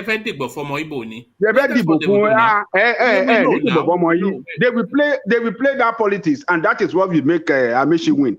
But You mean ordinarily, you if mean you the want young to, and educated will fall for that trick in oh, Yoruba forget land? how many about young and young guys. educated do we How have many in of them Yoruba do land? vote over there? And how Did many they of them vote? do they vote? How many of them? They don't vote. That's why I asked you now. That was Showore's constituency. They didn't turn out. They don't They vote. don't. They never Who are vote. the young? The people that Those vote young are are trade very, union most of your associations, young, market women, this thing, transporters. Those are the voters. They will not add that name Amechi. They will only put that Rotimi, and that's it. So what And a percentage lot do of you them think will he be. can get? Sorry, sorry, in CBD. Ajaneko, am I wrong in saying that the voters in especially in Yoruba land, they're usually trade union sort of block of votes interspersed by individual votes. So it's usually the transport workers, the market women, all Mhm. these associations. They are the Mhm. ones that really constitute the voting bloc. Oh Am I yes, wrong? yeah, Yeah. yeah, yeah. You are not wrong. They are the more, they are more devoted. They are devoted voters than any other group of people you want to talk about. More In so the than young rain, in the people who sun, will just turn up. who are those Maybe young one. people? Yeah. They will go and you will see them on election play. They playing football on the street. They will not go and vote. But all these market women, all the artisans, the eleron, the everything, they will stay there, rain and fall. Rain will fall on them until when they cast They will their vote. even bring food. They will be sharing food. They'll be sharing They coke. don't. They, will, I they think don't really care about the food. They want to vote for somebody that they know that yes, this is our own. And when money has already changed, and they will stand there and they will vote, and they will go after the name Rotimi Ladibufun. You go to then you guys Ibadan, are they will carry underestimating out the that power of propaganda. They will use other that ethnic. propaganda against Peter Wait Obi and now, defeat him. wait. So that Ajale leaves Koko. in CBD, Sorry. that leaves the southeast and the south. So the southeast, of course, will vote for Peter Obi, but the south will certainly vote for Rotimi Amechi. There's something you've not factored in, and which is in the Lagos space, there are a lot of southeast and south residents, isn't it? And you guys are not forgetting that those people will also campaign for Peter Obi, which they are sharing the same geographical location with these same people you're talking that they will be used, they'll use tribe to sway. So they will also have influence on those people. And so the Eleron that you're talking about, for example, he will also see people talking about Peter Obi. So it's going to be a very tight All right. one. Yeah, It's going hoping to be a against. very tight one. No, that's why I But I said it will think, be 55-45, just because of the young space and the ethnic and the synchron diversity. and the But social certainly, yeah. integration that we have, and also the geographical proximity. That's what gives Peter Obi somewhat 45%. But certainly, Rotimi Amechi will defeat him. He built Lagos Ibadan Railway. I But doubt, to be honest. Rotimi Amechi will certainly cut into him in the southeast as well. Do you think he could South, take the southeast from him? for the southeast, if you are being honest, Yeah. unless maybe somebody like who is governor. There's one southeast governor that is on the side of Amechi. I don't know if he's Imo State or I think he's Uzodinma. But you see, uh, unless they rig, the people on ground will most certainly majority of them are going to support All Peter right, Obi. okay, all So right. But and the even in the south, where is Rotimi Amechi from? I'm telling you, Amechi No. might be from. Where is Rotimi Amechi He's from? from the south, but he's So not more popular. they will abandon blood to go for a cousin. It has nothing to do with blood, and you know that. Ah, It has not. It has more to do all with right. maybe regional, if they want to. But You'll I'm be telling you surprised that that Goodluck Jonathan will even campaign for him. What are you talking it about? has nothing to do with blood, one man. And I'm telling you, as it stands right now, let Amechi go to Cross River now and see if he will receive half of the same reception that Peter Obi got when he went there some So do few you days see the ago. defeat now? Rotimi Amechi takes the north, he takes the Yoruba land, he takes the south, and Peter He Obi can't takes take the the south southeast. south. That's what I'm telling you. He won't take this. He will take. It will be the same. The same. In fact, it will not be a tight race. He will get, if there's any. If it's in terms of percentage, I think he will get maybe less than 30%. All And right. most of it will be from River State. If we are being honest.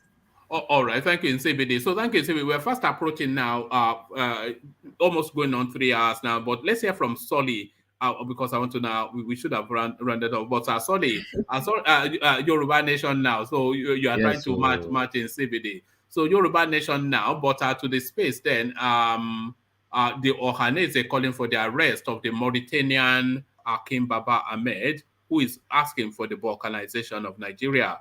So language of incitement, this is what they held Nnamdi Kanu for. So why is this Mauritanian Arab not been arrested for constituting a nuisance within the Nigerian space? Sorry. which part of Nigeria is he agitating for? He's asking that the Southeast be kicked out of Nigeria. And he's in which side of Nigeria? The north? Yeah, he's resident in Kano, but originally from Mauritania. I support him. But why is it maybe they are not taking what he's saying seriously? As he hasn't the only time they take it seriously is when you have a large crowd or you are extremely violent. Maybe they don't see him as such a level, you know. They just see him as somebody who is just shouting on his own, basically. So it's not much of a threat to the national, level. That's just how I see it because I don't even know who he is. Yes, it's just it used to be what's it called? Bukola Saraki's bagman when Bukola Saraki was in politics. But now he has found his voice now under the Northern Elders Forum and is constituting a nuisance to Nigeria. He is originally, of course, from Mauritania. So I'm saying that why don't you just deport him? Just deport him. One man, there Yeah. are so many people that are not from Nigeria that are in Nigeria. He's not a Mauritanian. No. His father from Nigeria, but His father is from Mauritania now, and all his family history is there. yeah. He's not a Nigerian. Does he have Nigerian passport? He was born. I He don't was know. born in Nigeria. Maybe illegally. Maybe he has one illegally. He was born in Nigeria. He grew up in Nigeria. He did everything in Nigeria. So he's a Nigerian now, and he votes. He votes in Nigeria. So how do you want to say he's not a Nigerian? Yeah, we can say his ancestors are from what do you call it? From Mauritania, but him as a person is a Nigerian. So So if he's agitating that the East should leave Nigeria, does he think that the West will stay? I don't know. He's a confused man, isn't he? No. What is I'm a japa. I'm a salo. what he's saying is that this trouble of secession, we should not go into conflict about it. That if it is possible for the government to let people that want to leave Nigeria leave, that would be better. That is what he was saying. He was not saying that let us kick them away. He said if it is possible for Nigerians to sit down and people that want to leave, let them live peacefully. Don't let us go into war, into this. That is what he said, one man. Let's But he put it. doesn't have that much support. He doesn't have that much of, a crowd. So he doesn't have a crowd. So he's not, a threat to the... But the guy has been constituting some nuisance recently with some statement. Recently, he said that he was boasting, who are these people talking? The power must shift to south. He said he was warning them. He said they should be careful and they should watch their words. He said how could they have a meeting and not have a northerner represented there when they are discussing southern matters? This is what this Mauritanian guy is. It's just a stupid guy. He's been talking some foolish statement. Why are they calling for power to shift? But when the northerners were calling for power to shift during this Jonathan time, who asked them not to call for power to shift to the north? That was their own campaign then. That power must shift to the north, and who said power must not shift? But now that we are calling after 8 years, we are saying power must shift to the south. You are saying that we are threatening the north. I mean, he's just a stupid guy. They should deport him now. Like I said, they just deport him. He should just be deported. But gentlemen, thank you. We've gone really deeper than, and I have to go run some errands. So apologies to you, especially Soli. You didn't get to really, you came early, but hopefully later I'll make that up. But gentlemen, thank you. So we reconvene in the evening, and peace. Thank you, guys.